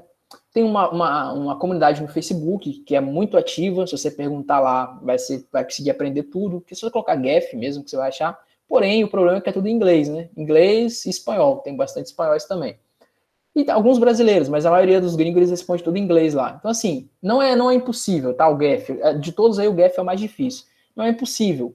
Vai demandar um pouquinho mais de atenção para você entender. E como eu disse, quando você pegar o GEF, o básico dele ali, aí você vai deslanchar, não tem muito segredo, né? A curva de aprendizagem dele não é tão difícil assim. Bom, vamos então abrir para uma última pergunta da Beatriz, e aí a gente já se encaminha para a conclusão. Beatriz? Então, Arthur, é só uma última coisa, eu tinha até anotado e tinha esquecido de perguntar. É sobre algumas dicas de leitura sobre essa questão de humanidades digitais, né? Se você tem alguma. Eu esqueci de anotar o que a mulher que te ajudou sobre o organograma, né? E aí eu fiquei pensando aqui. Você podia dar umas dicas sobre essas leituras? Então, bem, sobre o GEF, sobre o organograma, na verdade, ela não fala sobre o organograma, né? É a Alanis Bardan, que ela escreve sobre análise de conteúdo, é uma metodologia mesmo de pesquisa. E aí eu meio que peguei e adaptei para minha pesquisa, não tem um caráter ali metodológico de fato, é só para me organizar mesmo, para não ficar muito perdido. Agora, sobre as humanidades digitais, bem, deixa eu pegar um aqui que você vai ir mais fácil por ele. Tem uma revista, tá, Beatriz, de humanidades digitais, criada lá na Europa, e lá tem um monte de artigo, questões metodológicas, questões práticas. O problema é que eu não vou lembrar o nome. Deixa eu pegar um jornal aqui que eu vou te falar melhor. Tem esse daqui, ó, vou colocar aqui no chat para você olhar melhor. Essas revistas, tá? E a partir disso você vai conseguindo outros arquivos. Tem um livro, esse livro aqui, e tem 2 outros livros também, que eles são feitos de forma quase anual. O que acontece? Como computação, né, tá a todo momento se atualizando, então eles vão criando esses livros anualmente, com algumas até contribuições de brasileiros. Então, veja, coloquei aí uma revista, para vocês olharem, 2 livros e um artigo. E o artigo seria o Debates em Teoria Digital Humanities, que ele vai fazer um panorama geral da situação. Tá? Eu vou acrescentar mais uma referência de humanidades digitais, que é esse livro aqui, ó, bastante interessante também. Na verdade é esse, né, professor, que é anual, né? Eu acho que eu coloquei errado. Acho que é esse. Esse aí, eu acompanho. Isso aí, a partir dele você vai aí, Beatriz, você vai conseguir novas referências. A maioria é em inglês, tá? Você tem que ter uma leitura em inglês, mas nada que pra gente, né, não seja problemático. Certo. Bom, então eu vou agora agradecer, né, publicamente o Arthur, né, deixar registrado, já que está gravando ainda, essa excelente aula, essas explicações metodológicas que tu nos apresentou hoje. Foi realmente muito bom, foi um prazer, uma satisfação. Então, em nome do grupo aí, do Laboratório de Narrativas Históricas, agradeço bastante a tua participação, Arthur. Obrigado. Agradeço, professor, e qualquer coisa aí você pode contar comigo. Ok, valeu. Então eu vou interromper a gravação agora.